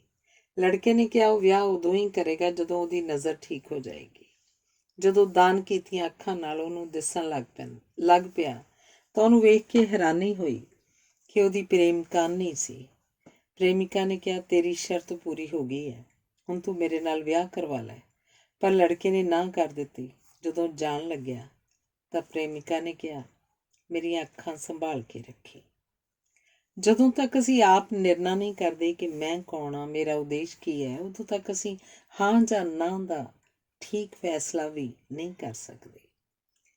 ਠੀਕ ਕਾਰਜ ਨੂੰ ਕਰਨਾ ਕਦੇ ਵੀ ਔਖਾ ਨਹੀਂ ਹੁੰਦਾ। ਔਖਾ ਇਹ ਜਾਣਨਾ ਹੁੰਦਾ ਕਿ ਠੀਕ ਕਾਰਜ ਕੀ ਹੈ। ਜਿਹੜੇ ਆਪਣੇ ਅਧਿਕਾਰਾਂ ਪ੍ਰਤੀ ਸੁਚੇਤ ਨਹੀਂ ਹੁੰਦੇ, ਉਹ ਆਪਣੇ ਕਰਤੱਵ ਵੀ ਨਹੀਂ ਪਾਲਦੇ। ਉਹ ਸੋਚ ਦੇ ਪੱਖੋਂ ਵੀ ਸੁਤੰਤਰ ਨਹੀਂ ਹੁੰਦੇ। ਸਲੀਕੇ ਭਰੀ ਹਾਜ਼ਰ ਜਵਾਬੀ ਤੇ ਮੌਕੇ ਅਨੁਸਾਰ ਢੁਕਵੀਂ ਗੱਲ ਕਰਨ ਦੀ ਯੋਗਤਾ ਸਾਡੀ ਸਹੀ ਸੋਚ ਤੇ ਸਾਡੇ ਵਿਹਾਰ ਦੀ ਸੁਤੰਤਰਤਾ ਦੀਆਂ ਪੱਕੀਆਂ ਨਿਸ਼ਾਨੀਆਂ ਹੁੰਦੀਆਂ ਹਨ। ਹਾਂ ਜਾਂ ਨਾ ਸਪਸ਼ਟ ਹੋਣੀ ਚਾਹੀਦੀ ਹੈ। ਜਿਸ ਕੰਮ ਦੀ ਸਮਝ ਨਹੀਂ, ਉਸ ਸੰਬੰਧੀ ਭਾਈਵਾਲੀ ਨੂੰ ਸਪਸ਼ਟ ਨਾ ਕਹਿਣੀ ਚਾਹੀਦੀ ਹੈ। ਜੇ ਉਧਾਰ ਲੈ ਚੁੱਕਿਆ ਤੇ ਮੋੜੇ ਬਿਨਾਂ ਹੋਰ ਲੈਣਾ ਹੈ ਤੇ ਉਹਨੂੰ ਮੋਟੀ ਨਾ ਕਹਿਣ ਦੀ ਲੋੜ ਹੈ। ਇਹ ਸੋਚ ਕੇ ਨਾਪਸੰਦ ਜਾਂ ਬੇਲੋੜੀਆਂ ਚੀਜ਼ਾਂ ਨਹੀਂ ਖਰੀਦਣੀਆਂ ਚਾਹੀਦੀਆਂ ਕਿ ਦੁਕਾਨਦਾਰ ਸਾਡੇ ਬਾਰੇ ਕੀ ਸੋਚੇਗਾ। ਜਦੋਂ ਵੀ ਕਿਸੇ ਨਵੀਂ ਥਾਂ ਜਾਓ, ਪਤਾ ਕਰੋ ਕਿ ਉੱਥੇ ਕਿਸ ਕਿਸ ਚੀਜ਼ ਦੀ ਨਾ ਹੈ। ਫਿਰ ਵੇਖੋ ਕਿ ਉਸ ਥਾਂ 'ਤੇ ਕਿਸ ਕਿਸ ਹਾਂ ਦਾ ਲਾਭ ਉਠਾਇਆ ਜਾ ਸਕਦਾ ਹੈ। ਜੇ ਕੋਈ ਨਿਮਰਤਾ ਨਾਲ ਪੇਸ਼ ਆਉਂਦਾ ਹੈ ਤਾਂ ਇਹਦਾ ਅਰਥ ਇਹ ਨਹੀਂ ਕੱਢਣਾ ਚਾਹੀਦਾ ਕਿ ਉਹਦੀ ਹਾਂ ਹੈ। ਅਗਰ ਅਸੀਂ ਜਦੋਂ ਸੋਚ ਸਮਝ ਕੇ ਕਿਸੇ ਨੂੰ ਨਾ ਕਰਦੇ ਹਾਂ ਤਾਂ ਅਗਲੇ ਕੁਝ ਦਿਨਾਂ ਵਿੱਚ ਹੀ ਉਹ ਸਾਬਤ ਕਰ ਦਿੰਦਾ ਹੈ ਕਿ ਉਹਨੂੰ ਨਾ ਕਹਿਣ ਦਾ ਸਾਡਾ ਫੈਸਲਾ ਠੀਕ ਸੀ। ਚਾਹੁੰਦੇ ਅਸੀਂ ਸਾਰੇ ਹੀ ਹਾਂ ਕਿ ਅਸੀਂ ਆਪਣੇ ਢੰਗਾਂ ਨਾਲ ਜ਼ਿੰਦਗੀ ਗੁਜ਼ਾਰੀਏ, ਪਰ ਅਜੋਕੇ ਸਮੇਂ ਵਿੱਚ ਹਾਂ ਨਾ ਦੇ ਸੰਸਿਆ ਕਾਰਨ ਸਹੀ ਢੰਗ ਨਾਲ ਜ਼ਿੰਦਗੀ ਗੁਜ਼ਾਰਨਾ ਬੜਾ ਔਖਾ ਕਾਰਜ ਬਣ ਗਿਆ। ਸੰਸਿਆ ਨਾਲ ਭਰੀ ਅਜਿਹੀ ਜ਼ਿੰਦਗੀ ਦੇ ਪਹਿਲੇ 100 ਸਾਲ ਤਾਂ ਬੜੇ ਹੀ ਔਖੇ ਹੁੰਦੇ ਹਨ। ਉਸ ਮਗਰੋਂ ਅਸੀਂ ਆਪ ਹੀ ਜ਼ਿੰਦਗੀ ਨੂੰ ਨਾ ਕਰ ਦਿੰਦੇ ਹਾਂ। ਜੇ ਸਾਡੀ ਨਾ ਮਜ਼ਬੂਤ ਹੋਏਗੀ ਤਾਂ ਸਾਡੀ ਹਾਂ ਦੀ ਤਾਕਤ ਵੱਧ ਜਾਏਗੀ। ਧੰਨਵਾਦ। ਅਗਲਾ ਲੇਖ, ਪ੍ਰਸ਼ੰਸਾ ਤੇ ਚਾਪਲੂਸੀ। ਪ੍ਰਸ਼ੰਸਾ ਕਰਨੀ ਪ੍ਰਸ਼ੰਸਾ ਕਰਨ ਵਾਲੇ ਦਾ ਗੁਣ ਹੁੰਦੀ ਹੈ, ਪਰ ਚਾਪਲੂਸੀ ਕਰਨੀ ਚਾਪਲੂਸੀ ਸੁਣਨ ਵਾਲੇ ਦਾ ਔਗਣ ਹੁੰਦੀ ਹੈ। ਜੇ ਪ੍ਰਸ਼ੰਸਾ ਹੁੰਦੀ ਰਹੀ ਤਾਂ ਨਾ ਥਕਾਵਟ ਹੁੰਦੀ ਹੈ, ਨਾ ਭੁੱਖ ਲੱਗਦੀ ਹੈ। ਜੋ ਆਨੰਦ ਮਨੁੱਖ ਨੂੰ ਆਪਣੀ ਪ੍ਰਸ਼ੰਸਾ ਸੁਣਨ 'ਚੋਂ ਮਿਲਦਾ ਹੈ, ਉਹ ਕਿਸੇ ਹੋਰ ਢੰਗ ਨਾਲ ਜਾਂ ਕਿਸੇ ਹੋਰ ਸਰੋਤ ਤੋਂ ਨਹੀਂ ਮਿਲਦਾ। ਜਦੋਂ ਤੁਸੀਂ ਕਿਸੇ ਦੀ ਪ੍ਰਸ਼ੰਸਾ ਕਰੋਗੇ ਤਾਂ ਉਹ ਕਦੇ ਨਹੀਂ ਕਹੇਗਾ ਕਿ ਮੈਂ ਜਲਦੀ ਜਾਣਾ। ਵੱਡੇ ਉਪਰਾਲੇ ਅਤੇ ਵੱਡੇ ਖਰਚੇ ਅਸੀਂ ਪ੍ਰਸ਼ੰਸਾ ਕਰਵਾਉਣ ਲਈ ਹੀ ਕਰਦੇ ਹਾਂ। ਹਰ ਕਿਸੇ ਵਿੱਚ ਆਪਣੇ ਲਈ ਤਾੜੀਆਂ ਵੱਜਦੀਆਂ ਸੁਣਨ ਦੀ ਸੁਭਾਵਿਕ ਤਾਂਘ ਹੁੰਦੀ ਹੈ। ਸ਼ਬਦਾਂ ਨਾਲ ਮਾਰੀਆਂ ਤਾੜੀਆਂ, ਮੁਸਕਰਾਹਟਾਂ ਨਾਲ ਉਪਜਾਈ ਰੌਣਕ ਜਾਂ ਵਿਸ਼ੇਸ਼ਣਾਂ ਨਾਲ ਕੀਤੀ ਰੌਸ਼ਨੀ ਨੂੰ ਪ੍ਰਸ਼ੰਸਾ ਕਹਿੰਦੇ ਹਨ। ਪ੍ਰਸ਼ੰਸਾ ਰਾਹੀਂ ਹੀ ਸਾਨੂੰ ਆਪਣੀ ਹੋਂਦ ਦਾ ਮਾਣ ਹੁੰਦਾ ਹੈ। ਕਿਸੇ ਵੱਲੋਂ ਧਿਆਨ ਦਿੱਤੇ ਜਾਣ ਜਾਂ ਨਾ ਦਿੱਤੇ ਜਾਣ ਨਾਲ ਹੀ ਸਾਨੂੰ ਆਪਣੇ ਚੰਗੇ ਜਾਂ ਮਾੜੇ ਹੋਣ ਦਾ ਪਤਾ ਲੱਗਦਾ ਹੈ। ਪ੍ਰਸ਼ੰਸਾ ਮਨੁੱਖ ਦੀ ਸਭ ਤੋਂ ਵੱਡੀ ਪ੍ਰੇਰਨਾ ਹੁੰਦੀ ਹੈ। ਜਿੱਥੇ ਕਿਸੇ ਦੇ ਕੰਮ ਦੀ ਪ੍ਰਸ਼ੰਸਾ ਨਹੀਂ ਹੁੰਦੀ, ਉੱਥੇ ਕੰਮ ਵਿੱਚੋਂ ਤਸੱਲੀ ਨਹੀਂ ਲੱਭਦੀ ਅਤੇ ਉੱਥੇ ਕੰਮ ਦੀ ਪੱਧਰ ਨਹੀਂ ਸੁਧਰਦੀ। ਆਪਣੇ ਬੱਚਿਆਂ ਦੀ ਹਰੇਕ ਗੱਲ 'ਚ ਨੁਕਸ ਕੱਢਣ ਵਾਲੇ ਮਾਪੇ ਨਾ ਕੇਵਲ ਆਪ ਜਲਦੀ ਮਰ ਜਾਂਦੇ ਹਨ, ਸਗੋਂ ਉਹਨਾਂ ਦੇ ਬੱਚਿਆਂ ਦੀ ਕਾਰਗੁਜ਼ਾਰੀ ਵੀ ਨੀਵੀਂ ਰਹਿ ਜਾਂਦੀ ਹੈ। ਕਿਸੇ ਦੇ ਚੰਗੇ ਕੰਮ ਦੀ ਪ੍ਰਸ਼ੰਸਾ ਵਾਸਤਵ ਵਿੱਚ ਕਾਮੇ ਦੇ ਚਰਿੱਤਰ ਤੇ ਵਿਹਾਰ ਦੀ ਵੀ ਪ੍ਰਸ਼ੰਸਾ ਹੁੰਦੀ ਹੈ। ਪ੍ਰਸ਼ੰਸਾ ਪ੍ਰਸ਼ੰਸਕ ਦੇ ਦਿਲ ਦੀ ਅਮੀਰੀ ਵਿੱਚੋਂ ਤੇ ਉਹਦੇ ਆਪਣੇ ਸਫਲ ਤੇ ਖੁਸ਼ਹਾਲ ਹੋਣ ਦੀ ਭਾਵਨਾ ਵਿੱਚੋਂ ਉਪਜਦੀ ਹੈ। ਜਿਸ ਦੀ ਪ੍ਰਸ਼ੰਸਾ ਕੀਤੀ ਜਾਵੇ ਉਹ ਸੋਹਣਾ ਲੱਗਣ ਲੱਗ ਜਾਂਦਾ ਹੈ ਤੇ ਪ੍ਰਸ਼ੰਸਾ ਕਰਨ ਵਾਲੇ ਨੂੰ ਵੀ ਆਪਣਾ ਆਪ ਚੰਗਾ ਲੱਗਦਾ ਹੈ। ਕਿਸੇ ਦੀ ਸਲਾਹ ਪੁੱਛਣਾ, ਕਿਸੇ ਦਾ ਧੰਨਵਾਦ ਕਰਨਾ, ਕਿਸੇ ਨੂੰ ਧਿਆਨ ਨਾਲ ਸੁਣਨਾ ਤੇ ਕਿਸੇ ਵੱਲ ਪ੍ਰਸੰਨ ਹੋ ਕੇ ਵੇਖਣਾ ਪ੍ਰਸ਼ੰਸਾ ਦੀਆਂ ਸਧਾਰਨ ਵੰਨਗੀਆਂ ਹਨ। ਅਸੀਂ ਪ੍ਰਸ਼ੰਸਾ ਉਸੇ ਦੀ ਕਰਦੇ ਹਾਂ ਜਿਹਦੇ ਨੇੜੇ ਅਸੀਂ ਹੋਣਾ ਚਾਹੁੰਦੇ ਹਾਂ ਜਾਂ ਜਿਸ ਨੂੰ ਆਪਣੇ ਨੇੜੇ ਕਰਨਾ ਚਾਹੁੰਦੇ ਹਾਂ। ਜਦੋਂ ਸਾਡੇ ਕੰਮ ਦੀ ਪ੍ਰਸ਼ੰਸਾ ਹੋਣ ਲੱਗ ਪਵੇ, ਉਦੋਂ ਅਸੀਂ ਆਪਣੇ ਕੰਮ ਦੇ ਮਾਹਰ ਬਣਨ ਲੱਗ ਪੈਂਦੇ ਹਾਂ। ਪ੍ਰਸ਼ੰਸਾ ਨਾਲ ਕੰਮ ਕਰਨ ਦਾ ਜੋਸ਼ ਤੇ ਹਿੰਮਤ ਵੱਧ ਜਾਂਦੀ ਹੈ। ਇਨਾਮਾਂ ਸਨਮਾਨਾਂ ਦਾ ਵੀ ਇਹੀ ਰੋਲ ਹੁੰਦਾ ਹੈ। ਪਿਆਰ ਸੁੰਦਰਤਾ ਦੀ ਪ੍ਰਸ਼ੰਸਾ ਵਿੱਚੋਂ ਉਪਜਦਾ ਹੈ। ਆਪਣੇ ਅਧੂਰੇਪਣ ਦੇ ਅਹਿਸਾਸ ਕਾਰਨ ਹੀ ਅਸੀਂ ਦੂਜਿਆਂ ਦੀ ਪ੍ਰਸ਼ੰਸਾ, ਹਮਦਰਦੀ ਤੇ ਪਿਆਰ ਲਈ ਤਾਂਘਦੇ ਹਾਂ। ਪ੍ਰਸ਼ੰਸਾ ਸਾਨੂੰ ਤੰਦਰੁਸਤ, ਜਵਾਨ ਤੇ ਮਹੱਤਵਪੂਰਨ ਹੋਣ ਦਾ ਵਿਸ਼ਵਾਸ ਦਿੰਦੀ ਹੈ ਤੇ ਲੋਕ ਸਾਨੂੰ ਧਿਆਨ ਨਾਲ ਪੜ੍ਹਨ ਸੁਣਨ ਲੱਗ ਪੈਂਦੇ ਹਨ। ਮੇਜ਼ 'ਤੇ ਸਲੀਕੇ ਨਾਲ ਰੱਖਿਆ ਭੋਜਨ ਤੁਹਾਨੂੰ ਕਹਿੰਦਾ ਪ੍ਰਤੀਤ ਹੋਏਗਾ ਕਿ ਤੁਸੀਂ ਬੜੇ ਚੰਗੇ ਹੋ। ਭਾਵੇਂ ਅਸੀਂ ਕਿਸੇ ਨੂੰ ਮੂਰਖ ਹੀ ਸਮਝੀਏ, ਪਰ ਜਦੋਂ ਉਹ ਸਾਡੀ ਪ੍ਰਸ਼ੰਸਾ ਕਰਦਾ ਹੈ ਤਾਂ ਉਹ ਸਾਨੂੰ ਬੜਾ ਸਿਆਣਾ ਪ੍ਰਤੀਤ ਹੁੰਦਾ ਹੈ। ਜੇ ਇਸਤਰੀ ਪੁਰਸ਼ ਦੀ ਪ੍ਰਸ਼ੰਸਾ ਕਰੇ ਤਾਂ ਪੁਰਸ਼ ਕਦੇ ਨਹੀਂ ਕਹਿੰਦਾ ਕਿ ਇਹ ਬੋਲਦੀ ਬਹੁਤ ਹੈ। ਮਨੁੱਖ ਦੀਆਂ 3 ਬੁਨਿਆਦੀ ਕਾਮਨਾਵਾਂ ਹੁੰਦੀਆਂ ਹਨ: ਪਤਨੀ ਤੇ ਸੰਤਾਨ ਦੀ ਕਾਮਨਾ, ਧਨ ਦੌਲਤ ਦੀ ਕਾਮਨਾ ਤੇ ਪ੍ਰਸ਼ੰਸਾ ਪ੍ਰਸਿੱਧੀ ਦੀ ਕਾਮਨਾ। ਬਾਕੀ ਸਾਰੀਆਂ ਕਾਮਨਾਵਾਂ ਇਹਨਾਂ ਮੁੱਢਲੀਆਂ 3 ਕਾਮਨਾਵਾਂ ਵਿੱਚ ਲੁਕੀਆਂ ਹੁੰਦੀਆਂ ਹਨ। ਮਨੁੱਖ ਸਭ ਕੁਝ ਤਿਆਗ ਸਕਦਾ ਹੈ, ਪਰ ਪ੍ਰਸ਼ੰਸਾ ਦੀ ਕਾਮਨਾ ਫਿਰ ਵੀ ਬਣੀ ਰਹਿੰਦੀ ਹੈ। ਸਾਧੂ ਸੰਤ ਵੀ ਇਸ ਕਾਮਨਾ ਤੋਂ ਮੁਕਤ ਨਹੀਂ ਹੁੰਦੇ। ਕੇਵਲ ਮਹਾਂਪੁਰਸ਼ ਹੀ ਪ੍ਰਸ਼ੰਸਾ ਨਿੰਦਾ ਤੋਂ ਮੁਕਤ ਹੁੰਦੇ ਹਨ। ਉਹ ਪ੍ਰਸ਼ੰਸਾ ਲਈ ਤਾਂਘਦੇ ਨਹੀਂ, ਉਹ ਕੁਦਰਤ ਅਤੇ ਪਰਮਾਤਮਾ ਦੀ ਪ੍ਰਸ਼ੰਸਾ ਕਰਨ ਵਿੱਚੋਂ ਆਨੰਦ ਮਾਣਦੇ ਹਨ। ਇਸ ਗੁਣ ਕਰਕੇ ਉਹਨਾਂ ਦੀ ਮਹਿਮਾ ਹੁੰਦੀ ਹੈ। ਸ਼ਹੀਦਾਂ ਵੱਲੋਂ ਆਪਾ ਵਾਰਨ ਉਪਰੰਤ ਹੀ ਉਹਨਾਂ ਦਾ ਜਸ ਗਾਇਆ ਜਾਂਦਾ ਹੈ। ਅਧਿਆਪਕਾਂ, ਆਗੂਆਂ, ਕਵੀਆਂ, ਸੰਗੀਤਕਾਰਾਂ ਦੀ ਇਹੀ ਪ੍ਰਸ਼ੰਸਾ ਹੈ ਕਿ ਤੁਸੀਂ ਉਹਨਾਂ ਨੂੰ ਸੁਣੋ। ਕਲਾ ਦੀ ਇਸ ਲਈ ਪ੍ਰਸ਼ੰਸਾ ਕੀਤੀ ਜਾਂਦੀ ਹੈ ਕਿਉਂਕਿ ਕਲਾ ਜ਼ਿੰਦਗੀ ਦੇ ਚਾਨਣੀ ਪੱਖ ਨੂੰ ਪੇਸ਼ ਕਰਦੀ ਹੈ। ਚਿੱਤਰ ਭਾਵੇਂ ਕਿਸੇ ਵਿਰਲਾਪ ਕਰਦੀ ਇਸਤਰੀ ਦਾ ਹੋਵੇ ਜਾਂ ਨਾਟਕ ਕਿਸੇ ਦੇ ਦੁੱਖਾਂ ਨੂੰ ਪ੍ਰਗਟਾਵੇ, ਪਰ ਇਹ ਪ੍ਰਗਟਾਵੇ ਜ਼ਿੰਦਗੀ ਦੇ ਪੱਖ ਵਿੱਚ ਹੋਣ ਕਰਕੇ ਚੰਗੇ ਲੱਗਦੇ ਹਨ।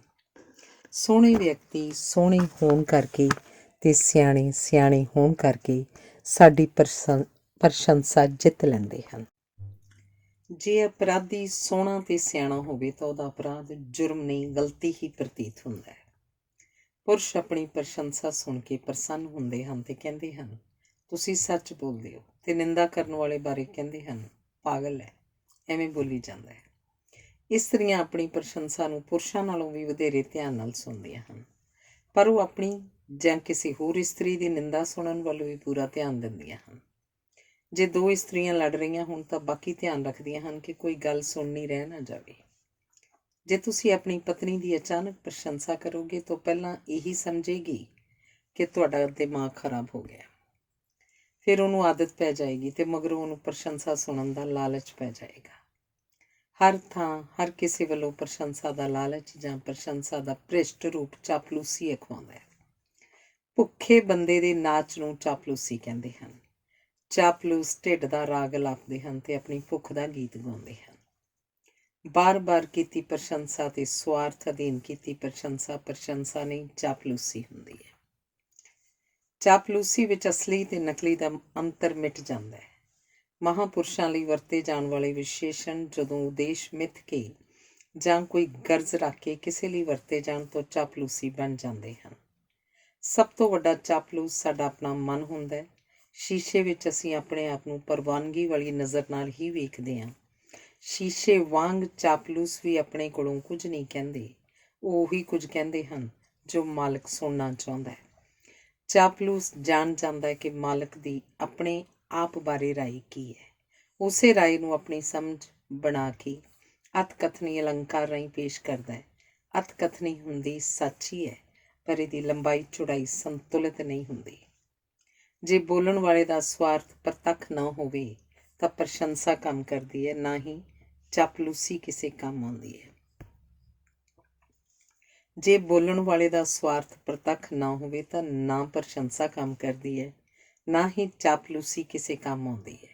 ਚਾਪਲੂਸੀ ਵਿੱਚ ਸਵਾਰਥ ਦਾ ਲੁਕੇ ਹੋਣਾ ਜ਼ਰੂਰੀ ਹੁੰਦਾ ਹੈ ਤਾਂ ਜੋ ਮਾਲਕ ਚਾਪਲੂਸ ਨੂੰ ਆਪਣਾ ਸਭ ਤੋਂ ਵੱਡਾ ਸ਼ੁਭ ਚਿੰਤਕ ਤੇ ਕਦਰਦਾਨ ਸਮਝੇ। ਅਜਿਹੇ ਮਾਲਕ ਦੀ ਜਿਸ ਦਿਨ ਚਾਪਲੂਸੀ ਨਹੀਂ ਹੁੰਦੀ, ਉਸਨੂੰ ਉਹ ਦਿਨ ਫਿੱਕਾ ਫਿੱਕਾ ਲੱਗਦਾ ਹੈ, ਜਿਵੇਂ ਉਹਦਾ ਅਮਲ ਟੁੱਟ ਰਿਹਾ ਹੋਵੇ। ਚੋਣਾਂ ਵਿੱਚ ਹਾਰੇ ਹੋਏ ਉਮੀਦਵਾਰ ਤੇ ਗੱਦੀਆਂ ਲੱਥੇ ਹਾਕਮ ਚਾਪਲੂਸਾਂ ਦੇ ਸਹਾਰੇ ਮੁੜ ਗੱਦੀ ਪ੍ਰਾਪਤ ਕਰਨ ਦੇ ਸੁਪਨੇ ਵੇਖਦੇ ਹਨ। ਚਾਪਲੂਸ ਦਾ ਉਦੇਸ਼ ਮਾਲਕ ਨੂੰ ਸਭ ਪਾਸਿਆਂ ਤੋਂ ਘੇਰ ਕੇ ਆਪਣੀ ਅਕਲ ਤੇ ਉਹਦੀ ਤਾਕਤ ਨੂੰ ਆਪਣੇ ਲਾਭ ਲਈ ਵਰਤਣਾ ਹੁੰਦਾ ਹੈ। ਚਾਪਲੂਸਾਂ ਦੀ ਲੋੜ ਉਹਨਾਂ ਨੂੰ ਹੀ ਪੈਂਦੀ ਹੈ ਜਿਨ੍ਹਾਂ ਨੂੰ ਉਹਨਾਂ ਦੀ ਯੋਗਤਾ ਜਾਂ ਸਮਰੱਥਾ ਨਾਲੋਂ ਵੱਡਾ ਅਹੁਦਾ ਮਿਲ ਗਿਆ ਹੋਵੇ। ਚਾਪਲੂਸੀ ਤੇ ਪ੍ਰਸ਼ੰਸਾ ਆਦਿ ਪੂਜਾ ਤੇ ਸ਼ਰਧਾ ਜਿਹੇ ਧਾਰਮਿਕ ਵਰਤਾਰਿਆਂ ਦੀ ਉਪਜ ਹਨ। ਜਿਸ ਦੇਵਤੇ ਕੋਲ ਜੀਵਾਂ ਨੂੰ ਦੰਡ ਦੇਣ ਦੀ ਸ਼ਕਤੀ ਨਹੀਂ, ਉਸ ਦੀ ਪੂਜਾ ਵੀ ਨਹੀਂ ਹੁੰਦੀ। ਸ਼ਿਵ ਜੀ ਜੀਵਾਂ ਨੂੰ ਮਾਰਦੇ ਹਨ, ਇਸੇ ਲਈ ਭਾਰਤ ਵਿੱਚ ਸਭ ਤੋਂ ਵੱਧ ਮੰਦਰ ਸ਼ਿਵ ਜੀ ਦੇ ਹਨ। ਚਾਪਲੂਸ ਉਹਨਾਂ ਮਾਲਕਾਂ ਜਾਂ ਅਧਿਕਾਰੀਆਂ ਦੇ ਹੀ ਬਣਦੇ ਹਨ ਜਿਨ੍ਹਾਂ ਕੋਲ ਨੁਕਸਾਨ ਕਰਨ ਦੀ ਸ਼ਕਤੀ ਹੋਵੇ।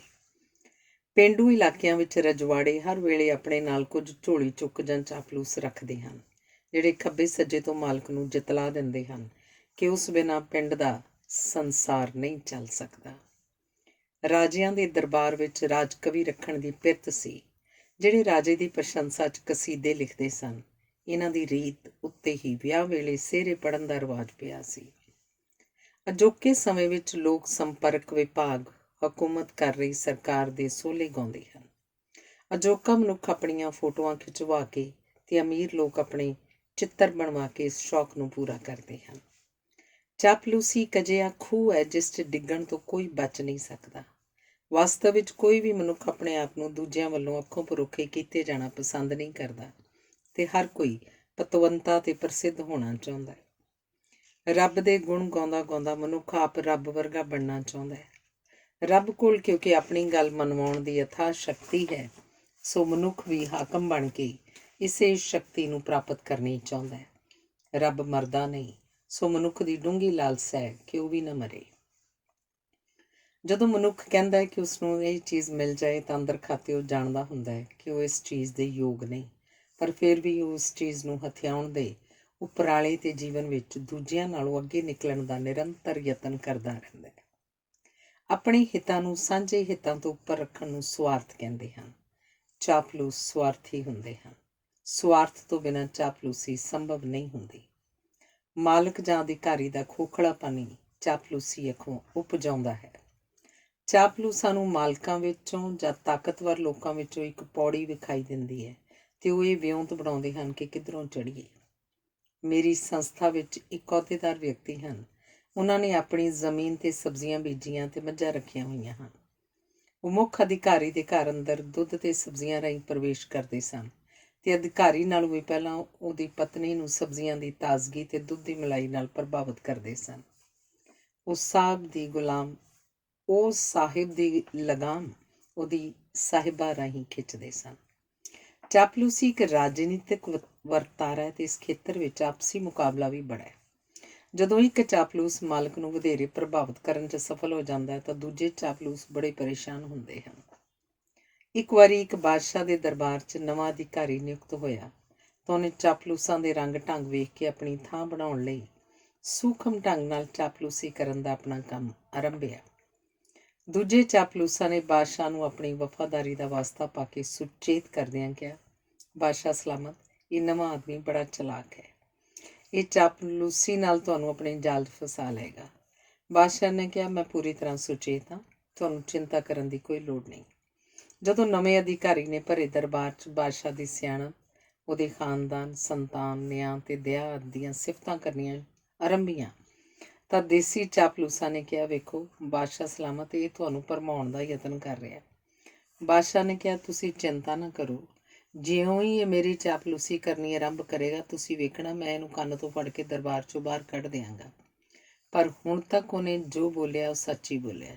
ਸੱਚ ਤੋਂ ਸਿਵਾ ਮੈਂ ਕੁਝ ਨਹੀਂ ਸੁਣਾਂਗਾ। ਹਾਕਮਾਂ ਨੂੰ ਚਾਪਲੂਸੀ ਸੁਣਨ ਦੀ ਇੰਨੀ ਆਦਤ ਪੈ ਜਾਂਦੀ ਹੈ ਕਿ ਉਹ ਸੱਚ ਸੁਣ ਕੇ ਪਰੇਸ਼ਾਨ ਹੋ ਜਾਂਦੇ ਹਨ ਅਤੇ ਸੱਚ ਬੋਲਣ ਵਾਲੇ ਨੂੰ ਤਸੀਹੇ ਦਿੱਤੇ ਜਾਂਦੇ ਹਨ। ਇੱਕ ਫਕੀਰ ਨੇ ਰਾਜੇ ਸੰਤ ਕੁਮਾਰ ਦੇ ਰਾਜ ਦੀ ਬੜੀ ਸਿਫਤ ਸੁਣੀ ਸੀ, ਸੋ ਉਹਦੇ ਮਨ 'ਚ ਦੂਰ ਵਸਦੇ ਰਾਜੇ ਨੂੰ ਵੇਖਣ ਮਿਲਣ ਦੀ ਇੱਛਾ ਉਪਜੀ।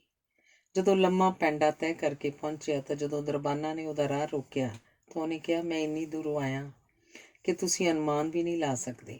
ਮੈਂ ਕੇਵਲ ਰਾਜੇ ਨੂੰ ਵੇਖਣ ਲਈ ਹੀ ਆਇਆ। ਗੱਲ ਚਲਦੀ ਚਲਦੀ ਅੰਦਰ ਪਹੁੰਚੀ।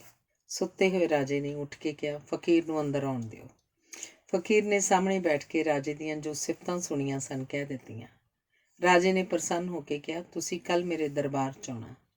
ਸਾਰਿਆਂ ਸਾਹਮਣੇ ਆਪਣੀ ਪ੍ਰਸ਼ੰਸਾ ਸੁਣਨ ਦੇ ਲਾਲਚ ਅਧੀਨ ਦਰਬਾਰ 'ਚ ਜਾਣ ਲਈ ਰਾਜੇ ਨੇ ਵਿਸ਼ੇਸ਼ ਕੱਪੜੇ ਤੇ ਗਹਿਣੇ ਪਾਏ ਤੇ ਇਤਰ ਫਲੇਲ ਲਾ ਕੇ ਉਹ ਪੂਰੀ ਸ਼ਾਨ ਨਾਲ ਸਿੰਘਾਸਣ ਉੱਤੇ ਸਜ ਗਿਆ।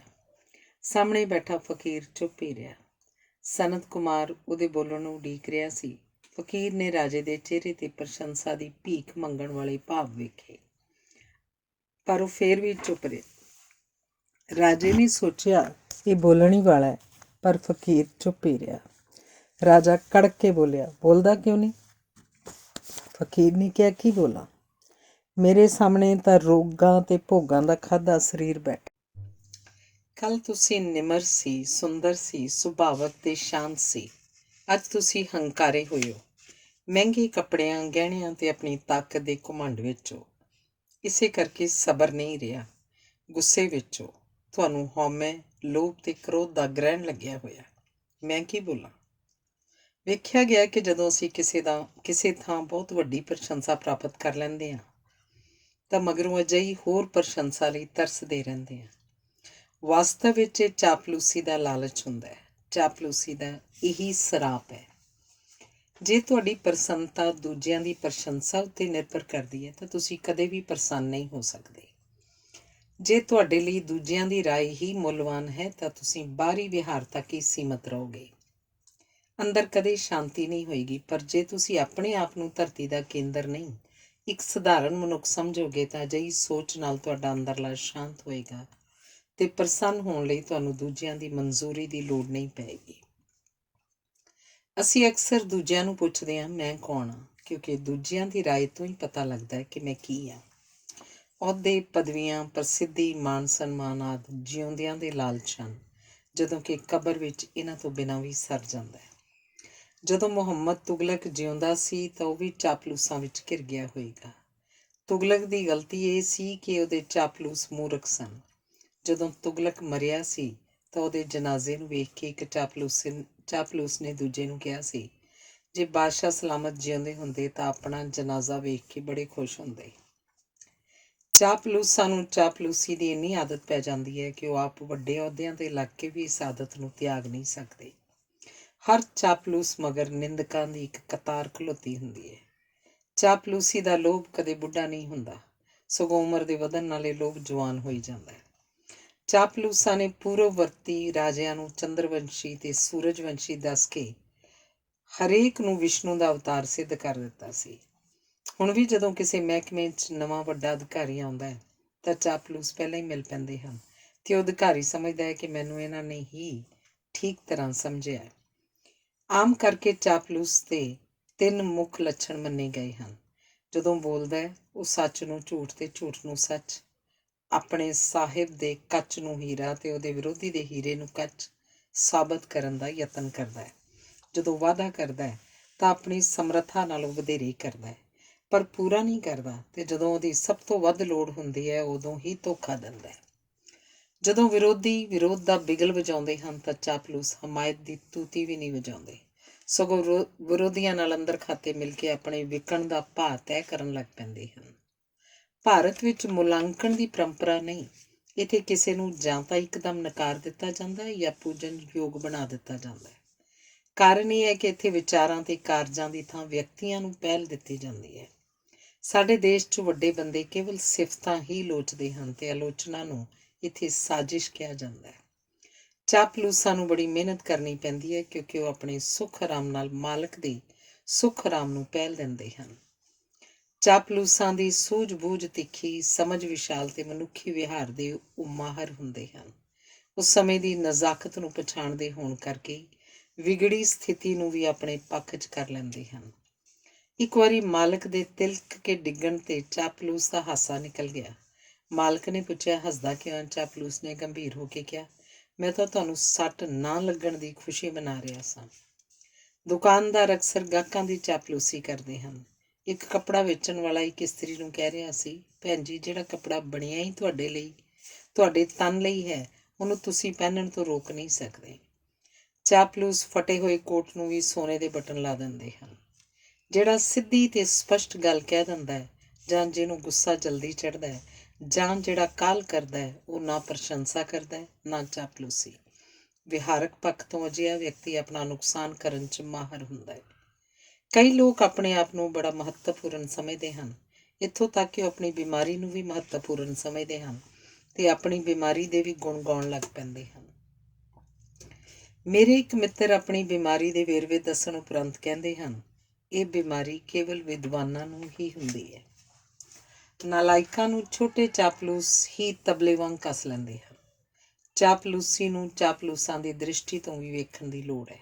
ਇੱਕ ਚਾਪਲੂਸ ਕਹਿ ਰਿਹਾ ਸੀ, ਤੁਸੀਂ ਸਾਡੇ ਦੁੱਖ ਨੂੰ ਤਾਂ ਵੇਖੋ। ਸਾਡੇ ਸਾਹਿਬ ਨੂੰ ਇੱਕ ਹੀ ਗੱਲ ਆਉਂਦੀ ਹੈ ਤੇ ਉਹ ਵੀ ਗਲਤ, ਜਿਹੜੀ ਸਾਨੂੰ 100 ਵਾਰ ਸੁਣਨ ਮਗਰੋਂ ਵੀ ਐਵੇਂ ਹੈਰਾਨੀ ਨਾਲ ਸੁਣਨੀ ਪੈਂਦੀ ਹੈ ਜਿਵੇਂ ਪਹਿਲੀ ਵਾਰ ਸੁਣ ਰਹੇ ਹੋਈਏ। ਕਿਹਾ ਜਾਂਦਾ ਕਿ ਚਾਪਲੂਸ ਝੂਠ ਬੋਲ ਕੇ ਮਾਲਕ ਨੂੰ ਭਰਮਾਉਂਦੇ ਹਨ, ਪਰ ਝੂਠ ਬੋਲਣਾ ਤੇ ਭਰਮ ਉਪਜਾਉਣਾ ਮਨੁੱਖ ਦੀਆਂ ਜਿਉਂਦੇ ਰਹਿਣ ਦੀਆਂ ਯੋਗਤਾਵਾਂ ਰਹੀਆਂ ਹਨ। ਇਹਨਾਂ ਨੂੰ ਭੈੜਾ ਕਿਹਾ ਜਾਂਦਾ ਹੈ, ਪਰ ਇਹਨਾਂ ਤੋਂ ਬਿਨਾਂ ਮਨੁੱਖ ਦਾ ਕਦੇ ਨਹੀਂ ਸਰਿਆ। ਹਰ ਮੁਕਾਬਲੇ, ਖੇਡ, ਰਾਜਨੀਤੀ, ਸਰਕਾਰ, ਪਿਆਰ, ਯੁੱਧ, ਬਾਜ਼ਾਰ ਆਦਿ ਵਿੱਚ ਝੂਠ ਤੇ ਭਰਮ, ਚਕਮਾ ਤੇ ਚਲਾਕੀ ਮਨੁੱਖੀ ਵਿਹਾਰ ਦੀਆਂ ਪ੍ਰਵਾਨਿਤ ਵਿਧੀਆਂ ਹਨ। ਸੱਚ ਬੋਲ ਕੇ ਰਾਜਨੀਤੀ ਤੱਕ ਹੀ ਧਰਮ ਵੀ ਨਹੀਂ ਚੱਲਦੇ। ਸਾਰੇ ਧਰਮ ਸੰਸਾਰ ਨੂੰ ਮਾਇਆ ਕਹਿੰਦੇ ਹਨ, ਪਰ ਆਪਣੇ ਆਪ ਨੂੰ ਮਾਇਆ ਤੋਂ ਮੁਕਤ ਦੱਸਦੇ ਹਨ। ਅਮੀਰਾਂ ਦੇ ਪੈਸੇ ਨੂੰ ਪਾਪ ਦੀ ਕਮਾਈ ਕਹਿੰਦੇ ਹਨ, ਪਰ ਉਹਨਾਂ ਦੇ ਚੜ੍ਹਾਵੇ ਨੂੰ ਪਵਿੱਤਰ ਸਮਝਦੇ ਹਨ। ਕਲਾਵਾਂ ਦਾ ਮੁੱਖ ਉਦੇਸ਼ ਵੀ ਭਰਮ ਉਪਜਾਉਣਾ ਹੁੰਦਾ ਹੈ। ਸੱਚ ਇਹ ਹੈ ਕਿ ਸੱਚ ਅਕਸਰ ਕਿਸੇ ਦਾ ਦਿਲ ਦੁਖਾਉਣ ਲਈ ਹੀ ਬੋਲਿਆ ਜਾਂਦਾ ਹੈ। ਇੱਕ ਚਾਪਲੂਸ ਕਹਿ ਰਿਹਾ ਸੀ, ਨਿਰਸੰਦੇਹ ਬੇਅਕਲ ਦੀ ਪ੍ਰਸ਼ੰਸਾ ਕਰਨੀ ਚਾਪਲੂਸੀ ਹੈ, ਪਰ ਅਕਲ ਵਾਲੇ ਆਪਣੀ ਅਕਲ ਦੇ ਘਮੰਡ 'ਚ ਹਰ ਕਿਸੇ ਦੀ ਬੇਇੱਜ਼ਤੀ ਹੀ ਕਰਦੇ ਹਨ। ਕੋਈ ਅਕਲਮੰਦ ਕਿਸੇ ਹੋਰ ਅਕਲਮੰਦ ਨਾਲ ਸਹਿਮਤ ਨਹੀਂ ਹੁੰਦਾ। ਇਸੇ ਕਰਕੇ ਅਕਲ ਵਾਲੇ ਜੀਵਨ ਦੀ ਮੁੱਖ ਧਾਰਾ ਦਾ ਭਾਗ ਨਹੀਂ ਹੁੰਦੇ। ਅਕਲ ਵਾਲੇ ਸਿਧਾਂਤਕ ਹੁੰਦੇ ਹਨ, ਸੋ ਵਿਹਾਰਕ ਪੱਖ ਤੋਂ ਉਹ ਆਗੂ ਨਹੀਂ ਬਣਦੇ। ਇਸ ਕਰਕੇ ਉਹ ਬਹੁਤੇ ਸਫਲ ਨਹੀਂ ਹੁੰਦੇ। ਅਕਲ ਰਾਜ ਤਾਂ ਸਭ ਥਾਵਾਂ 'ਤੇ ਕਰਦੀ ਹੈ, ਪਰ ਕਿਧਰੇ ਵੀ ਹਕੂਮਤ ਨਹੀਂ ਚਲਾ ਸਕਦੀ। ਨਿਰਸੰਦੇਹ ਚਾਪਲੂਸੀ ਇੱਕ ਵਿਸ਼ਵ ਵਿਆਪੀ ਵਰਤਾਰਾ ਹੈ। ਇਹ ਸਵਾਰਥ ਦੀ ਕਲਾ ਹੈ। ਤਾਕਤਵਰ ਲੋਕਾਂ ਨੂੰ ਚਾਪਲੂਸਾਂ ਤੇ ਚਾਲਬਾਜ਼ਾਂ ਦੀ ਲੋੜ ਪੈਂਦੀ ਹੈ, ਕਿਉਂਕਿ ਰਾਜਨੀਤੀ ਦੇ ਕਈ ਕਾਰਜ ਅਜਿਹੇ ਹੁੰਦੇ ਹਨ ਜਿਹੜੇ ਇਮਾਨਦਾਰ ਵਿਅਕਤੀ ਦਿਲ ਕਮਜ਼ੋਰ ਹੋਣ ਕਰਕੇ ਕਰਨ ਲਈ ਤਿਆਰ ਨਹੀਂ ਹੁੰਦੇ। ਚਾਪਲੂਸ ਚਾਪਲੂਸੀ ਮਾਰਗ 'ਤੇ ਨਿਰੰਤਰ ਚੱਲ ਕੇ ਆਪਣੀ ਭਗਤੀ ਵਫਾਦਾਰੀ ਦੇ ਆਧਾਰ 'ਤੇ ਲਾਭ ਉਠਾਉਂਦੇ ਹਨ। ਅਜੋਕੇ ਯੁੱਗ 'ਚ ਚਾਪਲੂਸੀ ਕਰਨੀ ਵੀ ਹੋਰ ਧੰਦਿਆਂ ਵਾਂਗ ਇੱਕ ਪੇਸ਼ਾ ਬਣ ਗਈ ਹੈ। ਸਮੁੱਚੀ ਸਥਿਤੀ ਦਾ ਵਿਅੰਗ ਇਹ ਹੈ ਕਿ ਲੋਭ ਤੇ ਲਾਲਚ, ਸਵਾਰਥ ਤੇ ਚਾਪਲੂਸੀ ਆਦਿ ਅਜਿਹੇ ਵਰਤਾਰੇ ਹਨ ਜਿਹੜੇ ਅਸੀਂ ਦੂਜਿਆਂ ਵਿੱਚ ਮਾਫ਼ ਨਹੀਂ ਕਰਦੇ, ਪਰ ਆਪਣੇ ਵਿੱਚ ਇਹਨਾਂ ਦੀ ਹੋਂਦ ਤੋਂ ਅਸੀਂ ਜਾਣੂ ਨਹੀਂ ਹੁੰਦੇ। ਨਿੰਦਾ ਵਾਂਗ ਚਾਪਲੂਸੀ ਨੂੰ ਪਸੰਦ ਕੋਈ ਨਹੀਂ ਕਰਦਾ, ਪਰ ਇਸ ਨੂੰ ਮਾਣਦੇ ਸਾਰੇ ਹਨ। ਬੇਈਮਾਨੀ ਭਾਵੇਂ ਕਿੰਨੀ ਫੈਲ ਜਾਵੇ, ਪ੍ਰਸ਼ੰਸਾ ਇਮਾਨਦਾਰੀ ਦੀ ਹੀ ਹੋਏਗੀ। ਇਵੇਂ ਹੀ ਚਾਪਲੂਸੀ ਬੇਈਮਾਨੀ ਵਾਂਗ ਭੈੜੀ ਹੀ ਸਮਝੀ ਜਾਏਗੀ। ਇਸ ਲਈ ਆਪਣੀ ਯੋਗਤਾ ਦੀ ਆਪ ਪ੍ਰਸ਼ੰਸਾ ਸੁਣਨ ਜਾਂ ਕਰਨ ਜਾਂ ਨੁਮਾਇਸ਼ ਲਾਉਣ ਦੀ ਲੋੜ ਨਹੀਂ, ਕਿਉਂਕਿ ਲੋਕਾਂ ਨੇ ਸਾਨੂੰ ਆਪਣੀਆਂ ਤੱਕੜੀਆਂ ਨਾਲ ਤੋਲਣਾ ਹੈ। ਤੁਹਾਡੇ ਕਿਧਰੇ ਪਹੁੰਚਣ 'ਤੇ ਭੀੜ ਦੀਆਂ ਤਾੜੀਆਂ ਦਾ ਵੱਜਣਾ ਵੱਡੀ ਗੱਲ ਨਹੀਂ, ਵੱਡੀ ਗੱਲ ਤੁਹਾਡੀ ਗੈਰ ਹਾਜ਼ਰੀ ਨੂੰ ਸ਼ਿੱਦਤ ਨਾਲ ਮਹਿਸੂਸ ਕੀਤੇ ਜਾਣਾ ਹੁੰਦੀ ਹੈ। ਨਿੱਕੇ ਕੰਮਾਂ ਨੂੰ ਵੱਡੇ ਦਿਲ ਨਾਲ ਕਰੋ, ਪ੍ਰਸ਼ੰਸਾ ਹੋਏਗੀ। ਉੱਚੇ ਟੀਚੇ ਮਿੱਥ ਕੇ ਮਿਹਨਤ ਕਰੋ, ਚਾਪਲੂਸੀ ਦੀ ਕਦੀ ਲੋੜ ਨਹੀਂ ਪਏਗੀ। ਆਪਣੇ ਆਪ ਨੂੰ ਸਧਾਰਨ ਵਿਅਕਤੀ ਸਮਝ ਕੇ ਲੋਕਾਂ ਨੂੰ ਪਿਆਰ ਕਰਨਾ, ਕਰਦੇ ਰਹਿਣਾ, ਜ਼ਰੂਰ ਪਿਆਰ ਕਰਨਾ, ਚੰਗਾ ਪਿਆਰ ਕਰਨਾ, ਸਾਰਿਆਂ ਨੂੰ ਪਿਆਰ ਕਰਨਾ, ਸਾਰੀ ਉਮਰ ਪਿਆਰ ਕਰਨਾ, ਇਵੇਂ ਤੁਸੀਂ ਖੁਸ਼ਹਾਲ ਹੋ ਜਾਓਗੇ। ਤੁਹਾਡੇ ਸ਼ੁਭ ਚਿੰਤਕ ਤੇ ਤੁਹਾਡੇ ਕਦਰਦਾਨ ਤੁਹਾਡੀ ਪ੍ਰਸ਼ੰਸਾ ਹੀ ਨਹੀਂ ਕਰਨਗੇ, ਤੁਹਾਡੀ ਮਹਿਮਾ ਵੀ ਗਾਉਣਗੇ। ਜੀਵਨ ਦਾ ਉਦੇਸ਼ ਚਾਪਲੂਸੀ ਨਹੀਂ, ਪ੍ਰਸ਼ੰਸਾ ਹੋਣਾ ਚਾਹੀਦਾ ਹੈ। ਪ੍ਰਸ਼ੰਸਾ ਤੁਹਾਡੇ ਵਿਚਾਰਾਂ ਤੇ ਕੰਮਾਂ ਕਾਰਜਾਂ ਦੀ ਹੋਣੀ ਚਾਹੀਦੀ ਹੈ, ਤੁਹਾਡੀ ਨਹੀਂ। ਧੰਨਵਾਦ। ਮਜਬੂਰੀ ਅਤੇ ਬੇਵੱਸੀ। ਚੋਂਦੇ ਹੋਏ ਘੜੇ 'ਚੋਂ ਪਾਣੀ ਦਾ ਵਗਣਾ ਘੜੇ ਦੀ ਬੇਵੱਸੀ ਹੁੰਦੀ ਹੈ। ਬੇਵੱਸ ਵਿਅਕਤੀ ਤੋਂ ਸਾਨੂੰ ਜ਼ਿੰਦਗੀ ਦੇ ਕਮਜ਼ੋਰ ਪਰ ਲਾਜ਼ਮੀ ਪੱਖਾਂ ਦਾ ਗਿਆਨ ਮਿਲਦਾ ਹੈ। ਮਨੁੱਖ ਦੀਆਂ ਮਜਬੂਰੀਆਂ ਉਹਨੂੰ ਇਸ ਸੰਸਾਰ ਬਾਰੇ ਤੇ ਇਸ ਸੰਸਾਰ ਵਿੱਚ ਆਪਣੀ ਹੋਂਦ ਅਤੇ ਹਸਤੀ ਬਾਰੇ ਸੋਚਣ ਲਈ ਮਜਬੂਰ ਕਰਦੀਆਂ ਹਨ। ਇਸੇ ਕਰਕੇ ਅਸੀਂ ਦੁੱਖ ਦੇਣ ਵਾਲੀਆਂ ਗੱਲਾਂ ਨੂੰ ਉਚੇਚੇ ਧਿਆਨ ਨਾਲ ਸੁਣਾਉਂਦੇ ਤੇ ਸੁਣਦੇ ਹਾਂ। ਅਸੀਂ ਪ੍ਰਸੰਨਤਾ ਵਾਲੇ ਸਮੇਂ ਨੂੰ ਲਾਪਰਵਾਹੀ ਨਾਲ ਲੰਘਾ ਦਿੰਦੇ ਹਾਂ, ਜਦੋਂ ਕਿ ਮਜਬੂਰੀ ਜਾਂ ਬੇਵੱਸੀ ਵਾਲੀ ਹਰ ਘੜੀ ਨੂੰ ਕਈ ਵਾਰ ਗਿਣਦੇ ਹਾਂ ਤੇ ਯਾਦ ਕਰਕੇ ਅਨੇਕਾਂ ਵਾਰ ਦੁਖੀ ਹੁੰਦੇ ਹਾਂ। ਬੇਵੱਸੀ ਦੀ ਹਾਲਤ ਵਿੱਚ ਸਭ ਤੋਂ ਪਹਿਲਾਂ ਸਾਡੀ ਸੁਤੰਤਰਤਾ ਮੁੱਕਦੀ ਹੈ ਤੇ ਜ਼ਿੰਦਗੀ ਦੀ ਰਫ਼ਤਾਰ ਹੌਲੀ ਹੋ ਜਾਣ ਕਾਰਨ ਸਾਨੂੰ ਉਹ ਕੁਝ ਵੀ ਦਿਸਣ ਲੱਗ ਪੈਂਦਾ ਹੈ ਜੋ ਪਹਿਲਾਂ ਨਹੀਂ ਦਿਸਿਆ ਹੁੰਦਾ। ਮਜਬੂਰੀ, ਬੇਵੱਸੀ ਜਾਂ ਮੁਹਤਾਜੀ ਸਾਡੀ ਜ਼ਿੰਦਗੀ ਨੂੰ ਲੀਹ ਤੋਂ ਲਾਹ ਦਿੰਦੀ ਹੈ, ਜਿਸ ਕਾਰਨ ਆਲੇ ਦੁਆਲੇ ਤੇ ਭਵਿੱਖ ਬਾਰੇ, ਰਿਸ਼ਤਿਆਂ ਤੇ ਆਪਣੇ ਆਪ ਬਾਰੇ ਸਾਡੀ ਸੋਝੀ ਬਦਲ ਜਾਂਦੀ ਹੈ ਤੇ ਸਾਡੇ ਦ੍ਰਿਸ਼ਟੀਕੋਣ ਤੇ ਵਿਹਾਰ ਵਿੱਚ ਬੁਨਿਆਦੀ ਤਬਦੀਲੀਆਂ ਵਾਪਰਦੀਆਂ ਹਨ। ਗੋਡਿਆਂ ਦੇ ਦੁਖਣ ਨਾਲ ਟੁਰਨ ਦੀ ਸਹੂਲਤ ਮੁੱਕ ਜਾਂਦੀ ਹੈ। ਦਿਲ ਦਾ ਦੌਰਾ ਪੈਣ ਨਾਲ ਭਵਿੱਖ ਸੁੰਗੜ ਜਾਂਦਾ ਹੈ। ਇਕਲੌਤੇ ਜਵਾਨ ਪੁੱਤਰ ਦੀ ਮੌਤ ਵਰਗਾ ਵੱਡਾ ਘਾਟਾ ਪੈਣ ਨਾਲ ਜੀਵਨ 'ਚ ਦਿਲਚਸਪੀ ਜਾਂਦੀ ਰਹਿੰਦੀ ਹੈ। ਮੁਅੱਤਲੀ ਨਾਲ ਕਿਸੇ ਨੂੰ ਮਿਲਣ ਲਈ ਮਨ ਹੀ ਨਹੀਂ ਕਰਦਾ। ਅਧਰੰਗ ਕਾਰਨ ਤਾਂ ਗੁਸਲਖਾਨਾ ਵੀ ਵਿਦੇਸ਼ ਪ੍ਰਤੀਤ ਹੁੰਦਾ ਹੈ। ਬੇਵੱਸੀ 'ਚ ਸਾਨੂੰ ਪਤਾ ਲੱਗਦਾ ਹੈ ਕਿ ਸਾਡਾ ਆਪਣਾ ਕੇਵਲ ਸਰੀਰ ਹੀ ਹੈ ਤੇ ਸੰਸਾਰ ਦੀ ਹਰ ਚੀਜ਼ ਦੇ ਅਰਥ ਸਾਡੇ ਸਰੀਰ ਦੀ ਹਾਲਤ ਨਾਲ ਜੁੜੇ ਹੁੰਦੇ ਹਨ। ਅਜੋਕੇ ਸੰਸਾਰ 'ਚ ਕੇਵਲ ਤੰਦਰੁਸਤ ਬੰਦਾ ਹੀ ਰਹਿ ਸਕਦਾ ਹੈ। ਸਰੀਰ ਵਿੱਚ ਨੁਕਸ ਪੈਂਦੀਆਂ ਹੀ ਕਿਸੇ ਉੱਤੇ ਨਿਰਭਰਤਾ ਕਾਰਨ ਸਾਡਾ ਮੁੱਲ ਘਟ ਜਾਂਦਾ ਹੈ ਤੇ ਅਸੀਂ ਜ਼ਿੰਦਗੀ ਦੀ ਅੱਧੀ ਛੁੱਟੀ ਉਪਰੰਤ ਪੂਰੀ ਛੁੱਟੀ ਉਡੀਕਣ ਲੱਗ ਪੈਂਦੇ ਹਾਂ। ਸਰੀਰ 'ਚ ਨੁਕਸ ਪੈਣ ਜਾਂ ਕਿਸੇ ਰੋਗ ਨਾਲ ਬੇਵੱਸ ਵਿਅਕਤੀ ਅਣਜੀਵੀ ਜ਼ਿੰਦਗੀ ਬਾਰੇ ਝੂਰਨ ਲੱਗ ਪੈਂਦਾ ਹੈ। ਵਾਸਤਵ ਵਿੱਚ ਦੂਜਿਆਂ ਵੱਲੋਂ ਸਾਡਾ ਧਿਆਨ ਵੀ ਇਸ ਆਧਾਰ 'ਤੇ ਰੱਖਿਆ ਜਾਂਦਾ ਹੈ ਕਿ ਸਾਡੀ ਬਾਕੀ ਜ਼ਿੰਦਗੀ ਰਹਿੰਦੀ ਕਿਤਨੀ ਹੈ। ਜਿਨ੍ਹਾਂ ਨੇ ਕੁਝ ਨਵਾਂ ਨਹੀਂ ਕਰਨਾ ਹੁੰਦਾ ਤੇ ਕੀਤੇ ਨੂੰ ਹੀ ਦੁਹਰਾਉਣਾ ਹੁੰਦਾ ਹੈ, ਉਹਨਾਂ ਦੇ ਇਲਾਜ ਵੱਲ ਵੀ ਬਹੁਤਾ ਧਿਆਨ ਨਹੀਂ ਦਿੱਤਾ ਜਾਂਦਾ, ਜਿਸ ਕਾਰਨ ਨਿਰਬਲਤਾ ਵੱਧਦੀ ਹੈ ਤੇ ਮਨੁੱਖ ਨੂੰ ਆਪਣੇ ਵਾਧੂ, ਫਾਲਤੂ ਤੇ ਅਧੂਰੇ ਹੋਣ ਦਾ ਅਹਿਸਾਸ ਸਤਾਉਂਦਾ ਹੈ। ਸਭ ਕੁਝ ਹੋਵੇ ਪਰ ਜੇ ਜੀਵਨ ਦੀ ਉਮੰਗ ਹੀ ਨਾ ਹੋਵੇ ਤਾਂ ਵੱਡੇ ਵਸੀਲੇ ਤੇ ਉਪਰਾਲੇ ਵੀ ਕਿਸੇ ਲੇਖੇ ਨਹੀਂ ਲੱਗਦੇ। ਨਿਰਬਲਤਾ ਨਾਲ ਸਾਡਾ ਸੰਸਾਰ ਬੇਰੰਗਾ ਹੋ ਜਾਂਦਾ ਹੈ, ਕਿਉਂਕਿ ਟੁਰ ਸਕਣਾ ਤੇ ਘਰੋਂ ਬਾਹਰ ਜਾਣ ਦੀ ਯੋਗਤਾ ਬੜਾ ਵੱਡਾ ਵਰਦਾਨ ਹੁੰਦੀ ਹੈ। ਟੁਰਨਾ ਸਾਡੇ ਸਰੀਰ ਦੇ ਤੰਦਰੁਸਤ ਹੋਣ ਦੀ ਪਹਿਲੀ ਸ਼ਰਤ ਹੁੰਦੀ ਹੈ। ਟੁਰਨਾ ਸਰੀਰਕ ਸੁਤੰਤਰਤਾ ਦਾ ਆਧਾਰ ਹੈ। ਟੁਰਨ ਨਾਲ ਹੀ ਸਾਡੇ ਆਲੇ ਦੁਆਲੇ ਨਾਲ ਸੰਬੰਧ ਉਸਰਦੇ ਹਨ। ਜੀਵਨ ਦਾ ਆਧਾਰ ਹਵਾ ਤੇ ਦਰਿਆ ਨਿਰੰਤਰ ਤੁਰਦੇ ਰਹਿੰਦੇ ਹਨ। ਸਾਡੇ ਦਿਮਾਗ ਦਾ ਮੁੱਖ ਕਾਰਜ ਸਾਡੇ ਸਰੀਰ ਨੂੰ ਇੱਧਰੋਂ ਉੱਧਰ ਲੈ ਜਾਣਾ ਹੁੰਦਾ ਹੈ। ਜੇ ਮਨੁੱਖ ਤੁਰਨ ਯੋਗ ਨਾ ਰਹੇ ਤਾਂ ਉਸ ਲਈ ਕਿਸੇ ਵਿਉਂਤ ਜਾਂ ਪ੍ਰੋਗਰਾਮ ਦੇ ਕੋਈ ਅਰਥ ਨਹੀਂ ਰਹਿੰਦੇ।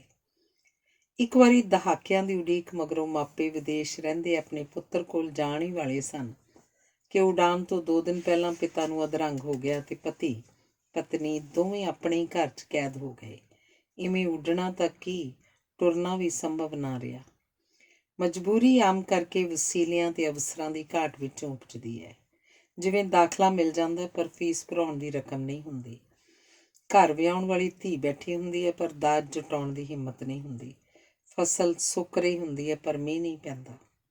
ਬੇਵਸੀ ਇੱਕ ਸਮਾਜਿਕ ਵਰਤਾਰਾ ਹੁੰਦੀ ਹੈ। ਵਿਧਵਾਪਣ, ਬੇਰੁਜ਼ਗਾਰੀ, ਨੀਵੀਂ ਜਾਤ, ਮੁਅੱਤਲੀ, ਸੇਵਾ ਮੁਕਤੀ, ਤਲਾਕ, ਆਮਦਨ ਦਾ ਨਿਸ਼ਚਿਤ ਨਾ ਹੋਣਾ, ਕੈਦ ਆਦਿ ਬੇਵਸੀ ਦੇ ਰੂਪ ਹਨ। ਮਾਂ ਨੂੰ ਕੁੱਟ ਰਹੇ ਪਿਤਾ ਸਾਹਮਣੇ ਬੱਚੇ ਦੀ ਬੇਵਸੀ ਬਿਆਨ ਨਹੀਂ ਕੀਤੀ ਜਾ ਸਕਦੀ। ਬੇਵਸ ਵਿਅਕਤੀ ਕਿਸ਼ਤਾਂ ਵਿੱਚ ਮਰਦਾ ਹੈ ਤੇ ਆਪਣਾ ਮਾਤਮ ਆਪ ਹੀ ਕਰਦਾ ਹੈ। ਮੁਥਾਜੀ ਇੱਕ ਸਰੀਰਕ ਵਰਤਾਰਾ ਹੈ। ਜਦੋਂ ਮਨੁੱਖ ਆਪਣੀਆਂ ਬੁਨਿਆਦੀ ਲੋੜਾਂ ਤੇ ਕਿਰਿਆਵਾਂ ਲਈ ਦੂਜਿਆਂ ਉੱਤੇ ਨਿਰਭਰ ਹੋ ਜਾਂਦਾ ਹੈ, ਗੰਭੀਰ ਹਾਦਸਾ, ਵਿਛੋੜਾ, ਦਿਲ ਦਾ ਦੌਰਾ, ਕੈਂਸਰ ਆਦਿ ਮੁਥਾਜੀ ਦੇ ਵੱਖ-ਵੱਖ ਰੂਪ ਹਨ। ਜਦੋਂ ਜੀਵਨ ਕੇਵਲ ਸਰੀਰ ਸਾਂਭਣਾ ਹੀ ਹੋ ਜਾਏ ਤਾਂ ਇਸ ਹਾਲਤ ਨੂੰ ਮਜਬੂਰੀ ਵੀ ਕਹਿੰਦੇ ਹਨ। ਬੇਵਸੀ ਵੀ ਤੇ ਮੁਹਤਾਜੀ ਵੀ। ਇਹਨਾਂ ਹਾਲਤਾਂ ਵਿੱਚ ਅਤੀਤ ਦਾ ਮਾਣ ਮੁੱਕ ਜਾਂਦਾ ਹੈ ਤੇ ਭਵਿੱਖ ਦੀ ਚਿੰਤਾ ਲੱਗ ਜਾਂਦੀ ਹੈ। ਚੰਗੀ ਸਿਹਤ ਤੇ ਵਿਸ਼ਾਲ ਵਸੀਲਿਆਂ ਵਾਲੇ ਕਈ ਲੋਕ ਇਹ ਸਮਝਦੇ ਹਨ ਕਿ ਉਹ ਸਦਾ ਤੰਦਰੁਸਤ ਤੇ ਜਵਾਨ ਹੀ ਰਹਿਣਗੇ, ਪਰ ਅਜਿਹੇ ਲੋਕ ਰਾਂਗਲੇ ਧੋਖਿਆਂ 'ਚ ਰਹਿ ਰਹੇ ਹੁੰਦੇ ਹਨ। ਛਾਤੀ ਦਾ ਕੈਂਸਰ ਹੋਣ ਕਾਰਨ ਇਲਾਜ ਦੌਰਾਨ ਇੱਕ ਇਸਤਰੀ ਦੇ ਸਿਰ ਦੇ ਸਾਰੇ ਵਾਲ ਝੜ ਗਏ। ਉਹਦੀ ਪਰੇਸ਼ਾਨੀ ਇਹ ਬਣ ਗਈ ਕਿ ਆਪਣੀਆਂ ਨਜ਼ਰਾਂ ਵਿੱਚ ਹੀ ਉਹਦੀ ਪਛਾਣ ਮੁੱਕ ਗਈ ਸੀ। ਇੱਕ ਅਮੀਰ ਆਦਮੀ ਨੂੰ ਹਾਦਸੇ 'ਚ ਰੀੜ੍ਹ ਦੀ ਹੱਡੀ ਟੁੱਟਣ ਕਾਰਨ ਜਦੋਂ ਕਈ ਹਫ਼ਤੇ ਪਾਸਾ ਪਰਤਣ ਤੋਂ ਵੀ ਮਨਾਹੀ ਰਹੀ ਤਾਂ ਉਹਦਾ ਜਾਇਦਾਦ ਅਤੇ ਅਮੀਰੀ ਦਾ ਘਮੰਡ ਜਾਂਦਾ ਰਿਹਾ।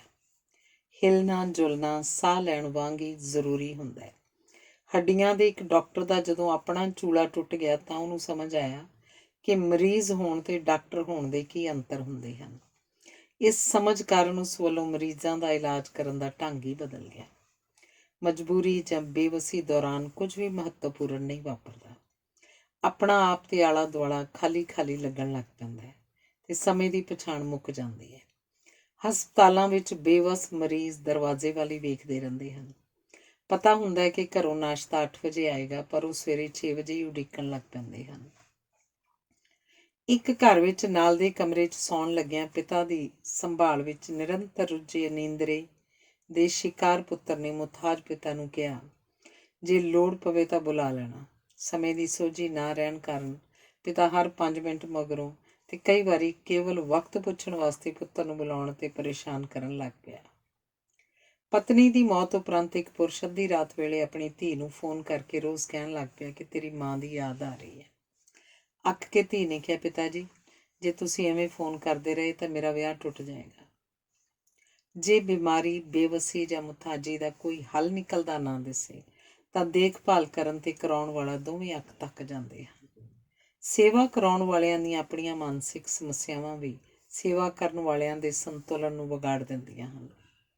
ਇੱਕ ਵਿਧਵਾ ਨੂੰ ਆਪਣੀ ਮੁਥਾਜ ਸੱਸ ਦੇ ਸਾਰੇ ਕੰਮ ਕਰਕੇ ਨੌਕਰਾਣੀ ਘਰ ਛੱਡ ਕੇ ਕੰਮ ਤੇ ਜਾਂਦੀ ਸੀ, ਪਰ ਵਾਪਸ ਆਉਣ ਤੇ ਸੱਸ ਨੌਕਰਾਣੀ ਨਾਲ ਲੜ ਚੁੱਕੀ ਹੁੰਦੀ ਸੀ ਤੇ ਜ਼ਿੱਦ ਫੜ ਲੈਂਦੀ ਸੀ ਕਿ ਇਸ ਨੌਕਰਾਣੀ ਨੂੰ ਹਟਾਇਆ ਜਾਵੇ।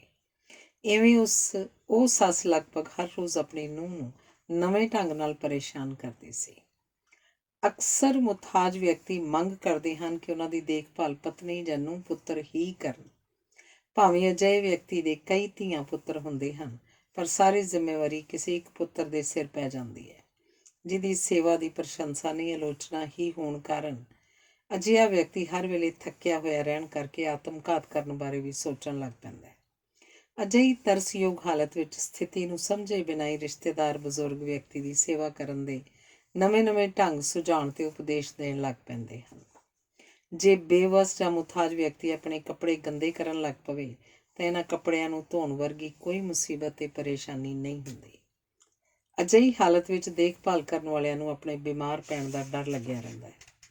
ਇੱਕ ਮਰੀਜ਼ ਜਦੋਂ ਘਰ 'ਚ ਇਕੱਲਾ ਹੁੰਦਾ ਸੀ ਤਾਂ ਉਹ ਆਮਲੇਟ ਬਣਾ ਕੇ ਖਾ ਕੇ ਰਸੋਈ 'ਚ ਭਾਂਡੇ ਸਾਫ਼ ਕਰਕੇ ਪਹਿਲਾਂ ਵਾਂਗ ਰੱਖ ਦਿੰਦਾ ਸੀ ਤੇ ਫਿਰ ਪੇਟ ਖਰਾਬ ਹੋਣ ਕਾਰਨ ਸਾਰੇ ਪਰਿਵਾਰ ਨੂੰ ਮੁਸੀਬਤ ਪਾ ਦਿੰਦਾ ਸੀ। ਇਸ ਤੋਂ ਵੀ ਵੱਡੀ ਮੁਸੀਬਤ ਹੁੰਦੀ ਹੈ ਹਾਲ ਚਾਲ ਪੁੱਛਣ ਆਇਆਂ ਦੀ ਦੇਖਭਾਲ ਕਰਨੀ, ਕਿਉਂਕਿ ਪਰਿਵਾਰ ਆਰਾਮ ਦੀਆਂ ਘੜੀਆਂ ਨੂੰ ਉਡੀਕਦਾ ਹੀ ਰਹਿੰਦਾ ਹੈ, ਜਿਹੜੀਆਂ ਆਉਂਦੀਆਂ ਹੀ ਨਹੀਂ। ਉਡੀਕ ਕਰਨੀ ਆਪਣੇ ਆਪ 'ਚ ਬੜੀ ਵੱਡੀ ਬੇਵੱਸੀ ਹੁੰਦੀ ਹੈ। ਕਈਆਂ ਨੂੰ ਹਰ ਕਿਸੇ ਦੇ ਹਰ ਚੀਜ਼ ਨੂੰ ਉਡੀਕਣਾ ਪੈਂਦਾ ਹੈ। ਬਿਸਤਰੇ 'ਤੇ ਪਏ ਰਹਿਣ ਵਾਲੇ ਬੇਵਸ ਮੁਥਾਜ ਵਿਅਕਤੀ ਉਡੀਕ ਦੇ ਰੋਗ ਤੋਂ ਵੀ ਪੀੜਤ ਹੁੰਦੇ ਹਨ। ਨਿਰੰਤਰ ਉਡੀਕਣ ਵਾਲੇ ਨੂੰ ਦਿਨ ਦਾ ਰੌਲਾ ਪਰੇਸ਼ਾਨ ਕਰਦਾ ਹੈ। ਆਏ ਗਏ ਕਾਰਨ ਚਿੰਤਾ ਤੇ ਬੇਆਰਾਮੀ ਹੁੰਦੀ ਹੈ ਤੇ ਰਾਤ ਦੀ ਚੁੱਪ ਡਰਾਉਣੀ ਲੱਗਦੀ ਹੈ। ਜੇ ਸਾਡੀ ਆਲੇ ਦੁਆਲੇ ਵਿੱਚ ਦਿਲਚਸਪੀ ਨਾ ਹੋਵੇ ਤਾਂ ਸਾਨੂੰ ਹਰ ਕਿਸੇ ਦੀ ਹਾਜ਼ਰੀ ਤੇ ਹਰ ਆਵਾਜ਼ ਅਕਾਉਣ ਲੱਗ ਪੈਂਦੀ ਹੈ। ਉਡੀਕ ਸਾਨੂੰ ਦੂਜਿਆਂ ਤੋਂ ਕਮਜ਼ੋਰ ਤੇ ਨੀਵੇਂ ਹੋਣ ਦਾ ਅਹਿਸਾਸ ਕਰਾਉਂਦੀ ਹੈ। ਜੇ ਕਿਸੇ ਦੀ ਉਡੀਕ ਕਰਦੇ ਹਾਂ ਅਸੀਂ ਉਹਦੇ ਗੁਣ ਨਹੀਂ ਔਗੁਣ ਹੀ ਗਿਣਦੇ ਹਾਂ। ਜੇ ਕੋਈ ਕੁਝ ਕਹਿ ਜਾਵੇ ਜਿਹਦੀ ਸਮਝ ਨਾ ਪਵੇ ਤਾਂ ਪਰੇਸ਼ਾਨੀ ਹੋਰ ਵੀ ਵੱਧ ਜਾਂਦੀ ਹੈ। ਅਜਿਹੀ ਹਾਲਤ ਵਿੱਚ ਕੁਝ ਵੀ ਜਿੱਤਣ ਹਾਰਨ ਵਾਲਾ ਨਹੀਂ ਬਚਦਾ। ਇੰਝ ਲੱਗਦਾ ਜਿਵੇਂ ਸਾਡਾ ਸਭ ਕੁਝ ਜ਼ਬਤ ਹੋ ਗਿਆ ਹੋਵੇ। ਇੱਕ ਇਸਤਰੀ ਦੱਸ ਰਹੀ ਸੀ 7 ਸਾਲ ਹੋ ਗਏ ਹਨ ਪਤੀ ਦੇ ਠੀਕ ਹੋਣ ਦੀ ਉਡੀਕ ਕਰਦਿਆਂ। ਦਫ਼ਤਰ 'ਚ ਟੈਲੀਫੋਨ ਕਰਨ ਦੀ ਆਗਿਆ ਨਹੀਂ, ਉਡੀਕਦੀ ਰਹਿੰਦੀ ਹਾਂ। ਅਫਸਰ ਗੁਸਲਖਾਨੇ ਜਾਵੇ ਤੇ ਮੈਂ ਟੈਲੀਫੋਨ ਕਰਕੇ ਹਾਲ ਪੁੱਛ ਲਵਾਂ। ਦਫ਼ਤਰ ਵਿੱਚ ਹਰ ਵੇਲੇ ਕੰਮ ਕਰੋ ਹੁੰਦੀ ਰਹਿੰਦੀ ਹੈ। ਕਿਵੇਂ ਦੱਸਾਂ ਕਿ ਜੇ ਮੈਂ ਟੈਲੀਫੋਨ ਕਰਕੇ ਚਿੰਤਾ ਮੁਕਤ ਹੋ ਜਾਵਾਂ ਤਾਂ ਮੈਂ ਵਧੇਰੇ ਕੰਮ ਕਰ ਸਕਦੀ ਹਾਂ। ਉਡੀਕ ਵਾਂਗ ਹੀ ਵੇਲ ਬੜੀ ਬੇਵੱਸੀ ਹੁੰਦੀ ਹੈ। ਵਿਹਲਾ ਸਮਾਂ ਤਾਂ ਹੀ ਚੰਗਾ ਲੱਗਦਾ ਜੇ ਇਹਦੀ ਮਿਆਦ ਹੋਵੇ, ਨਹੀਂ ਤਾਂ ਬੇਹਿਸਾਬਾ ਆਰਾਮ ਹੀ ਥਕਾ ਦਿੰਦਾ ਹੈ। ਵਿਹਲੇ ਹੋਣ 'ਤੇ ਪਤਾ ਲੱਗਦਾ ਹੈ ਕਿ ਦੁਕਾਨ 'ਤੇ ਜਾਂ ਦਫ਼ਤਰ ਜਾਣਾ ਜਾਂ ਬੱਚੇ ਪਾਲਣੇ ਅਕਾਊ ਹੋਣ ਦੇ ਬਾਵਜੂਦ ਸੌਖੇ ਕੰਮ ਹੁੰਦੇ ਹਨ, ਪਰ ਹਰ ਰੋਜ਼ ਆਪਣੇ ਲਈ ਨਵਾਂ ਰੁਝੇਵਾਂ ਲੱਭਣਾ ਬੜਾ ਔਖਾ ਕੰਮ ਹੈ। ਜੇ ਛੁੱਟੀ ਉਡੀਕਣ ਮਗਰੋਂ ਆਵੇ ਤਾਂ ਹੀ ਚੰਗੀ ਲੱਗਦੀ ਹੈ, ਪਰ ਜੇ ਹਰ ਰੋਜ਼ ਛੁੱਟੀ ਹੋਵੇ ਤਾਂ ਇਹ ਬੋਝ ਬਣ ਜਾਂਦੀ ਹੈ। ਵਿਹਲੇ ਹੋਣ ਤੋਂ ਪਤਾ ਲੱਗਦਾ ਹੈ ਕਿ ਜਿਉਣ ਲਈ ਕੰਮ ਕਿੰਨਾ ਜ਼ਰੂਰੀ ਹੁੰਦਾ ਹੈ। ਸਾਰੀ ਉਮਰ ਉਜਰਤੀ ਕੰਮ ਕਰਨ ਕਰਕੇ ਪੁਰਸ਼ ਬਿਨਾਂ ਉਜਰਤ ਕੋਈ ਕੰਮ ਕਰਨ ਲਈ ਤਿਆਰ ਨਹੀਂ ਹੁੰਦੇ। ਸੇਵਾ ਮੁਕਤੀ ਜਾਂ ਮੁਅੱਤਲੀ ਉਪਰੰਤ ਉਪਜੀ ਵੇਲ ਕਾਰਨ ਅਸੂਲ ਸਿਧਾਂਤ ਅਕੀਦੇ ਵਿਸ਼ਵਾਸ ਸਭ ਡੋਲਣ ਲੱਗ ਪੈਂਦੇ ਹਨ। ਵਿਹਲੇ ਬੰਦੇ ਦਾ ਕੋਈ ਮਹੱਤਵ ਨਹੀਂ ਹੁੰਦਾ। ਅਜਿਹੇ ਬੰਦੇ ਦਾ ਆਪਣੀਆਂ ਨਜ਼ਰਾਂ ਵਿੱਚ ਵੀ ਕੋਈ ਮੁੱਲ ਨਹੀਂ ਹੁੰਦਾ। ਸੋ ਘਰ ਵਿੱਚ ਅਜਿਹੇ ਬੰਦੇ ਦੀ ਸੇਵਾ ਕਰਨੀ ਸੌਖੀ ਨਹੀਂ ਹੁੰਦੀ। ਅੰਤਾਂ ਦੀ ਵੇਲ ਵਿੱਚੋਂ ਹੀ ਇਕੱਲਤਾ ਦਾ ਅਨੁਭਵ ਉਪਜਦਾ ਹੈ। ਇਕੱਲਤਾ ਵਾਲੀ ਵੇਲ ਮੁੱਖ ਤੌਰ 'ਤੇ ਪੁਰਸ਼ ਅਨੁਭਵ ਹੈ। ਇਸਤਰੀਆਂ ਕੋਲ ਅਨੇਕਾਂ ਨਿੱਕੇ ਰੁਝੇਵੇਂ ਹੁੰਦੇ ਹਨ। ਇਕੱਲਤਾ ਹਰੇਕ ਮਜਬੂਰੀ, ਬੇਵਸੀ ਤੇ ਮੁਥਾਜੀ ਦਾ ਸਾਂਝਾ ਲੱਛਣ ਹੁੰਦੀ ਹੈ। ਸੁਸਤੀ ਇਕੱਲਤਾ ਨੂੰ ਤੇ ਇਕੱਲਤਾ ਸੁਸਤੀ ਨੂੰ ਤਾਲ ਦਿੰਦੀ ਰਹਿੰਦੀ ਹੈ। ਇਕੱਲਤਾ ਦਾ ਮਾਰਿਆ ਵਿਅਕਤੀ ਸਵੇਰੇ ਉੱਠਣ ਵੇਲੇ ਸੋਚਦਾ ਉੱਠ ਕੇ ਕੀ ਕਰਨਾ ਹੈ। ਇਕੱਲਤਾ ਨਾਲ ਸਾਨੂੰ ਉਹ ਅਨੁਭਵ ਹੁੰਦੇ ਹਨ ਜਿਹੜੇ ਪਹਿਲਾਂ ਭੀੜ ਦਾ ਭਾਗ ਹੋਣ ਕਰਕੇ ਨਹੀਂ ਹੁੰਦੇ।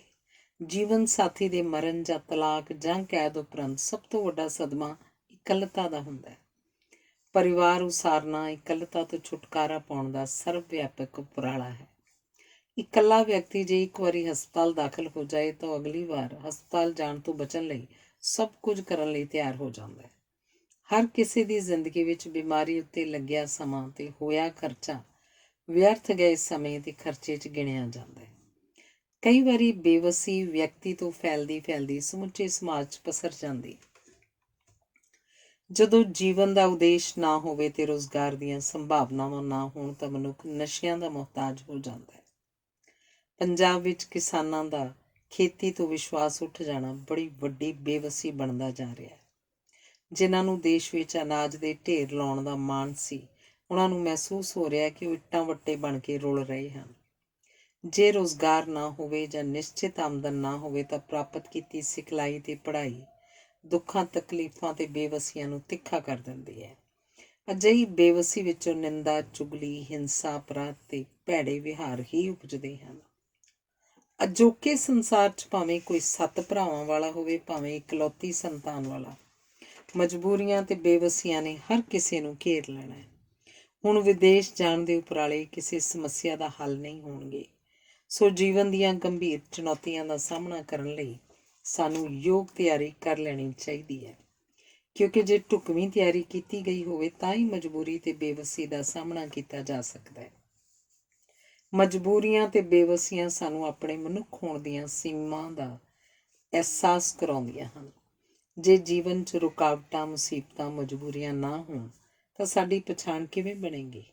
ਹਰ ਪਰਿਵਾਰ ਤੇ ਸਮਾਜ ਵਿੱਚ ਇੱਕ ਸਾਂਝੀ ਸ਼ਕਤੀ ਹੁੰਦੀ ਹੈ ਜਿਸ ਨਾਲ ਸਮਾਜ ਵਿੱਚ ਮਜਬੂਰੀਆਂ ਦਾ ਸਾਹਮਣਾ ਕੀਤਾ ਜਾਂਦਾ ਹੈ, ਕਿਉਂਕਿ ਜੀਵਨ ਦੀ ਤਾਂਘ ਹਰੇਕ ਸੰਕਟ ਨਾਲੋਂ ਵੱਡੀ ਹੁੰਦੀ ਹੈ। ਸੋ ਇਹ ਸਾਂਝੀ ਸ਼ਕਤੀ ਲੀਹ ਤੋਂ ਲੱਥੀ ਜ਼ਿੰਦਗੀ ਨੂੰ ਮੁੜ ਲੀਹ 'ਤੇ ਪਾ ਦਿੰਦੀ ਹੈ। ਬੱਚੇ ਆਪਣੀਆਂ ਬੇਵਸੀਆਂ ਬਾਰੇ ਖੁੱਲ੍ਹ ਕੇ ਦੱਸਦੇ ਹਨ ਤੇ ਸਹਿਯੋਗ ਮਿਲਣ ਦੀ ਉਹਨਾਂ ਦੀ ਆਸ ਪੂਰੀ ਕੀਤੀ ਜਾਂਦੀ ਹੈ। ਪਰ ਜਿਉਂ-ਜਿਉਂ ਉਮਰ ਵੱਧਦੀ ਹੈ, ਮਨੁੱਖਾਂ ਵਿੱਚ ਤੇ ਵਿਸ਼ੇਸ਼ ਕਰਕੇ ਪੁਰਸ਼ਾਂ ਵਿੱਚ ਆਪਣੇ ਦੁੱਖ ਤੇ ਮਜਬੂਰੀਆਂ ਸਾਂਝੀਆਂ ਕਰਨ ਦੀ ਆਦਤ ਘਟਦੀ ਹੈ, ਕਿਉਂਕਿ ਅਜਿਹੇ ਪੁਰਸ਼ਾਂ ਨੂੰ ਕਮਜ਼ੋਰ ਸਮਝਿਆ ਜਾਂਦਾ ਹੈ। ਪਰ ਅਜਿਹਾ ਸੰਕੋਚ ਕਰਨ ਵਾਲਾ ਮਨੁੱਖ ਇਕੱਲਾ ਤੇ ਨਿਤਾਣਾ ਮਹਿਸੂਸ ਕਰਦਾ ਹੈ। ਸਾਡੇ ਨਿਤਾਣੇ ਪਲ ਸਾਡੇ ਭੋਲੇਪਣ ਦੇ ਵੀ ਪਲ ਹੁੰਦੇ ਹਨ, ਜਿਨ੍ਹਾਂ ਵਿੱਚ ਹੰਕਾਰ ਮਿਟਣ ਕਾਰਨ ਵੀਰਾਨ ਹੋਏ ਰਿਸ਼ਤੇ ਮੁੜ ਆਬਾਦ ਹੋ ਜਾਂਦੇ ਹਨ। ਇੱਕ ਵਾਰੀ ਪਿਤਾ ਤੇ ਪੁੱਤਰ ਆਪਸ ਵਿੱਚ 20 ਸਾਲ ਨਹੀਂ ਸੀ ਬੋਲੇ। ਮਾਂ ਲਈ ਮੁਹਤਾਜ ਪਤੀ ਦੇ ਭਾਰੇ ਸਰੀਰ ਨੂੰ ਸਾਂਭਣਾ ਸੰਭਵ ਨਹੀਂ ਸੀ। ਉਹਨੇ ਦੂਰ ਰਹਿੰਦੇ ਪੁੱਤਰ ਨੂੰ ਬੁਲਾਇਆ। ਪਿਓ ਪੁੱਤਰ ਨੇ ਇੱਕ ਦੂਜੇ ਨੂੰ ਗੁੱਸੇ ਨਾਲ ਵੇਖਿਆ। ਪੁੱਤਰ ਨੇ ਪਿਤਾ ਨੂੰ ਜੱਫੀ ਪਾ ਕੇ ਜ਼ੋਰ ਲਾ ਕੇ ਇੱਕ ਬਿਸਤਰੇ ਤੋਂ ਦੂਜੇ ਬਿਸਤਰੇ 'ਤੇ ਪਾਉਣਾ ਸੀ। ਜਿਉਂ ਹੀ ਪੁੱਤਰ ਨੇ ਜੱਫੀ ਪਾਈ, ਪਿਓ ਪੁੱਤਰ ਦੋਵੇਂ ਰੋਣ ਲੱਗ ਪਏ ਤੇ 20 ਸਾਲ ਦੀ ਗੁੱਸੇ, ਨਫ਼ਰਤ ਤੇ ਵਿਛੋੜੇ ਦੀ ਜੰਮੀ ਬਰਫ਼ ਪਿਘਲ ਗਈ। ਪਿਤਾ ਨੂੰ ਪੁੱਤਰ ਤੇ ਪੁੱਤਰ ਨੂੰ ਪਿਤਾ ਲੱਭ ਪਿਆ। ਭਾਵੇਂ ਮੌਤ ਕਿੰਨੀ ਵੀ ਨੇੜੇ ਹੋਵੇ, ਮਨੁੱਖ ਆਸ ਜੀਵਨ ਦੀ ਹੀ ਲਾਉਂਦਾ ਹੈ। ਸ਼ਰਨਾਰਥੀ ਮਾਪਿਆਂ ਦੀ ਇੱਕ ਬਾਲੜੀ ਪੈਸੇ ਤੇ ਇਲਾਜ ਦੀ ਥੁੜ ਕਾਰਨ ਮਰ ਰਹੀ ਸੀ। ਮਾਪੇ ਸੋਚ ਰਹੇ ਸਨ ਪੁਰਾਣੀ ਫਰਾਕ ਪਈ ਹੈ, ਦਫਨਾਉਣ ਲਈ ਉਹੀ ਪਾ ਦਿਆਂਗੇ। ਫਿਰ ਅਚਾਨਕ ਬਾਲੜੀ ਦੀ ਹਾਲਤ ਨੂੰ ਮੋੜ ਪਿਆ ਤੇ ਉਹ ਦਿਨਾਂ ਵਿੱਚ ਹੀ ਠੀਕ ਹੋ ਗਈ। ਬੇਰੁਜ਼ਗਾਰ ਪਤੀ ਨੇ ਕਿਹਾ ਕਿ ਬੇਟੀ ਦਾ ਬਚ ਜਾਣਾ ਸਾਡੇ ਲਈ ਸੂਚਨਾ ਹੈ ਕਿ ਸਾਡੇ ਦਿਨ ਫਿਰਨ ਵਾਲੇ ਹਨ। ਅਗਲੇ ਦਿਨ ਉਹ ਬੜੇ ਉਤਸ਼ਾਹ ਨਾਲ ਰੁਜ਼ਗਾਰ ਦੀ ਭਾਲ 'ਚ ਨਿਕਲਿਆ ਤੇ ਉਸਨੂੰ ਅਧਿਆਪਕ ਦੀ ਮਨਪਸੰਦ ਨੌਕਰੀ ਮਿਲ ਗਈ। ਅਸੀਂ ਆਸ ਸੁੱਖ ਦੀ ਹੀ ਕਰਦੇ ਹਾਂ ਤੇ ਦੁੱਖਾਂ ਨੂੰ ਇਸ ਆਸ ਨਾਲ ਸਹਿੰਦੇ ਹਾਂ ਕਿ ਇੱਕ ਦਿਨ ਇਹਨਾਂ ਨੇ ਮੁੱਕ ਜਾਣਾ ਹੈ। ਮਨੁੱਖ ਅਕਸਰ ਬੇਵਸੀ ਵਿੱਚ ਜ਼ਿੰਦਗੀ ਦਾ ਪੁੱਠਾ ਪਾਸਾ ਹੀ ਵੇਖਦਾ ਹੈ, ਪਰ ਜੇ ਦੁੱਖ ਦੇ ਅਰਥ ਸਮਝ ਆ ਜਾਣ ਤੇ ਦੁੱਖ ਨਹੀਂ ਰਹਿੰਦਾ। ਪਤਨੀ ਦੀ ਮੌਤ ਕਾਰਨ ਇੱਕ ਬੇਵਸ ਆਦਮੀ ਲੇਖਕ ਨੂੰ ਕਹਿ ਰਿਹਾ ਸੀ, ਮੈਨੂੰ ਸਮਝ ਨਹੀਂ ਆ ਰਹੀ ਕਿ ਮੈਂ ਕਿਵੇਂ ਜੀਵਾਂ। ਲੇਖਕ ਨੇ ਪੁੱਛਿਆ, ਜੇ ਤੁਸੀਂ ਪਹਿਲਾਂ ਮਰ ਜਾਂਦੇ ਤਾਂ ਤੁਹਾਡੀ ਪਤਨੀ ਨਾਲ ਕੀ ਵਾਪਰਦਾ? ਪਤੀ ਕਹਿਣ ਲੱਗਾ, ਉਹਨੇ ਤਾਂ ਰੋ ਰੋ ਕੇ ਪਾਗਲ ਹੋ ਜਾਣਾ ਸੀ। ਲੇਖਕ ਨੇ ਕਿਹਾ, ਜੇ ਤੁਸੀਂ ਉਹਨੂੰ ਪਿਆਰ ਕਰਦੇ ਸੀ ਤਾਂ ਤੁਸੀਂ ਇਹ ਕਿਉਂ ਨਹੀਂ ਸੋਚਦੇ ਕਿ ਤੁਸੀਂ ਉਹਨੂੰ ਰੋ ਰੋ ਕੇ ਪਾਗਲ ਹੋਣ ਦੀ ਤਕਲੀਫ ਨਹੀਂ ਦਿੱਤੀ? ਇਹ ਤੁਹਾਡੀ ਕੁਰਬਾਨੀ ਹੈ ਕਿ ਪਤਨੀ ਨੂੰ ਤੁਸੀਂ ਪਹਿਲੇ ਮਰਨ ਦੀ ਸਹੂਲਤ ਦੇ ਕੇ ਬੇਵਸ ਤੇ ਦੁਖੀ ਹੋਣ ਤੋਂ ਬਚਾ ਲਿਆ। ਸੋਚੋ, ਉਹ ਤੁਹਾਡੀ ਪਤਨੀ ਕਿੰਨੀ ਧੰਨਵਾਦੀ ਹੋ ਰਹੀ ਹੋਏਗੀ ਕਿ ਉਹਨੂੰ ਤੁਹਾਡੇ ਵਿਛੋੜੇ ਦਾ ਅਸਹਿ ਦੁੱਖ ਨਹੀਂ ਸਹਿਣਾ ਪਿਆ। ਇਸ ਨੂੰ ਤੁਸੀਂ ਆਪਣੀ ਕੁਰਬਾਨੀ ਸਮਝੋ ਤੇ ਉਹਦੀ ਮਿੱਠੀ ਯਾਦ ਨਾਲ ਜੀਓ। ਪਤੀ ਦੀਆਂ ਅੱਖਾਂ ਵਿੱਚ ਪਹਿਲਾਂ ਅੱਥਰੂ ਭਰ ਆਏ, ਫਿਰ ਚਮਕ ਆ ਗਈ। ਉਹ ਬੋਲਿਆ, ਕੁਝ ਨਾ, ਪਰ ਉਹਦੇ ਮੁੜਦੇ ਕਦਮਾਂ ਵਿੱਚ ਜ਼ਿੰਦਗੀ ਦਾ ਭਰੋਸਾ ਸੀ। ਇਹ ਭੁੱਲਣਾ ਨਹੀਂ ਚਾਹੀਦਾ ਕਿ ਸੰਸਾਰ ਵਿੱਚ ਹਰ ਕੋਈ ਕਿਸੇ ਨਾ ਕਿਸੇ ਪੱਖੋਂ ਬੇਵਸ ਤੇ ਮਜਬੂਰ ਹੈ। ਹਰੇਕ ਮੁਹਤਾਜ ਵਿਅਕਤੀ ਸੋਚਣ ਦੇ 4 ਪੜਾਵਾਂ 'ਚੋਂ ਲੰਘਦਾ ਹੈ। ਕੈਂਸਰ ਜਾਂ ਕਿਸੇ ਹੋਰ ਅਜਿਹੇ ਰੋਗ ਦਾ ਮਰੀਜ਼ ਪਹਿਲਾਂ ਸੋਚਦਾ ਹੈ ਕਿ ਡਾਕਟਰਾਂ ਨੂੰ ਭੁਲੇਖਾ ਲੱਗਾ ਹੈ। ਜਦੋਂ ਭੁਲੇਖਾ ਦੂਰ ਹੋ ਜਾਂਦਾ ਤਾਂ ਸੋਚਦਾ ਹੈ ਕਿ ਮੇਰੇ ਨਾਲ ਇਉਂ ਕਿਉਂ ਵਾਪਰਿਆ। ਫਿਰ ਸੋਚਦਾ ਹੈ ਠੀਕ ਹੋ ਜਾਵਾਂਗਾ ਕਿ ਨਹੀਂ। ਚੌਥੇ ਪੜਾਅ 'ਤੇ ਉਹ ਆਪਣੇ ਰੋਗ ਨੂੰ ਪ੍ਰਵਾਨ ਕਰਕੇ ਬੇਵਸ ਮਹਿਸੂਸ ਕਰਨ ਲੱਗ ਪੈਂਦਾ ਹੈ। ਹਰ ਹਾਲਤ ਵਿੱਚ ਇਹ ਯਾਦ ਰੱਖਣ ਦੀ ਲੋੜ ਹੈ ਕਿ ਬੇਵਸੀ ਤੋਂ ਮੁਕਤ ਹੋਣ ਵਾਸਤੇ ਸਭ ਤੋਂ ਵੱਧ ਯਤਨ ਸਾਨੂੰ ਆਪ ਕਰਨੇ ਪੈਣਗੇ। ਬਦਕਿਸਮਤੀ ਦਾ ਕੋਈ ਇਲਾਜ ਨਹੀਂ ਹੁੰਦਾ। ਸੋ ਜਿਸ ਚੀਜ਼ ਦਾ ਵੀ ਇਲਾਜ ਕਰਨਾ ਚਾਹੁੰਦੇ ਹੋ ਉਸ ਨੂੰ ਬਦਕਿਸਮਤੀ ਨਾ ਸਮਝੋ। ਜਿਸ ਚੀਜ਼ ਨੂੰ ਟਾਲਿਆ ਨਹੀਂ ਜਾ ਸਕਦਾ ਉਹਨੂੰ ਪ੍ਰਵਾਨ ਕਰਨਾ ਹੀ ਸਿਆਣਪ ਹੁੰਦੀ ਹੈ। ਜੇ ਜੀਵਨ ਦੇ ਸਮੁੱਚੇ ਅਨੁਭਵ ਨੂੰ ਧਿਆਨ 'ਚ ਰੱਖਿਆ ਜਾਏ ਤਾਂ ਕੌੜੇ ਅਨੁਭਵ ਵੀ ਜੀਵਨ ਨਾਲ ਤਾਲਮੇਲ ਪੈਦਾ ਕਰ ਲੈਂਦੇ ਹਨ। ਕੁਦਰਤ ਅਕਸਰ ਹਰੇਕ ਨੂੰ ਮਰਨ ਤੋਂ ਪਹਿਲਾਂ ਅੰਤਲੇ ਵਰੇ ਆਪਣੇ ਅਨੁਭਵਾਂ ਨੂੰ ਯਾਦ ਕਰਨ ਤੇ ਮੁਲਾਂਕਣ ਕਰਨ ਲਈ ਦਿੰਦੀ ਹੈ। ਇਹ ਵੀ ਤੁਹਾਡੀ ਸਮੁੱਚੀ ਜੀਵਨ ਜਾਂਚ 'ਤੇ ਨਿਰਭਰ ਕਰਦਾ ਹੈ ਕਿ ਬੇਵਸੀ ਵਿੱਚ ਤੁਹਾਡੀ ਕਿਵੇਂ ਦੇਖਭਾਲ ਕੀਤੀ ਜਾਏਗੀ। ਇੱਕ ਵਾਰੀ ਜਦੋਂ ਪਤਨੀ ਮਰ ਗਈ ਤਾਂ ਪੈਨਸ਼ਨ ਵਾਲੇ ਹੈਡਮਾਸਟਰ ਸਾਹਿਬ 84 ਸਾਲ ਦੀ ਉਮਰ 'ਚ ਇਕੱਲੇ ਰਹਿ ਗਏ। ਉਹਨਾਂ ਨੇ 2 ਛੋਟੇ ਬੱਚਿਆਂ ਦੀ ਇੱਕ ਨਿਆਸਰੀ ਵਿਧਵਾ ਮਾਂ ਨੂੰ ਘਰ ਦੀ ਸਾਂਭ ਸੰਭਾਲ ਲਈ ਰੱਖ ਲਿਆ ਤੇ ਸਾਰੇ ਪਰਿਵਾਰ ਦੀ ਮਾਇਕ ਜ਼ਿੰਮੇਵਾਰੀ ਆਪ ਚੱਕ ਲਈ। ਜਦੋਂ ਲੋੜ ਪੈਂਦੀ ਸਾਰਾ ਪਰਿਵਾਰ ਉਹਨਾਂ ਵੱਲ ਦੌੜਿਆ ਆਉਂਦਾ। ਇਵੇਂ ਉਹਨਾਂ ਨੇ ਆਪਣੀ ਇਕੱਲਤਾ ਨੂੰ ਰੌਣਕ 'ਚ ਬਦਲ ਲਿਆ। ਵਫਾਦਾਰੀ ਹਮੇਸ਼ਾ ਪ੍ਰਾਪਤ ਕੀਤੀਆਂ ਮਿਹਰਬਾਨੀਆਂ ਦੀ ਯਾਦ ਵਿੱਚ ਉਪਜਦੀ ਹੈ। ਜੇ ਵਫਾਦਾਰੀ ਮੰਨਣੀ ਹੈ ਤਾਂ ਮਿਹਰਬਾਨ ਹੋਣਾ ਪਏਗਾ। ਬਿਰਧ ਆਸ਼ਰਮਾਂ ਵਿੱਚ ਸ਼ੁਰੂ 'ਚ ਹਰ ਕੋਈ ਸੋਚਦਾ ਹੈ ਕਿ ਮੈਂ ਹੋਰਾਂ ਨਾਲੋਂ ਵੱਖਰਾ, ਪਰ ਜਲਦੀ ਹਰ ਕਿਸੇ ਨੂੰ ਪਤਾ ਲੱਗ ਜਾਂਦਾ ਹੈ ਕਿ ਇੱਥੇ ਹੋਰਾਂ ਵਰਗਾ ਹੋਣ ਵਿੱਚ ਹੀ ਸੁੱਖ ਹੈ। ਪੱਖਪਾਤ ਤਿਆਗਣ ਨਾਲ ਸਾਰੇ ਆਪਣੇ ਮਿੱਤਰ ਬਣ ਜਾਂਦੇ ਹਨ। ਇੱਕ ਅਜਿਹੇ ਆਸ਼ਰਮ 'ਚ ਨਿਰਣਾ ਕੀਤਾ ਗਿਆ ਕਿ ਕੱਲ੍ਹ ਤੋਂ ਨਾ ਕਿਸੇ ਨੇ ਆਪਣੇ ਦਰਦਾਂ ਦੀ ਗੱਲ ਕਰਨੀ ਹੈ, ਨਾ ਹੀ ਆਪਣੇ ਪੁੱਤਰਾਂ ਨੂੰਹਾਂ ਨੂੰ ਕੋਸਣਾ।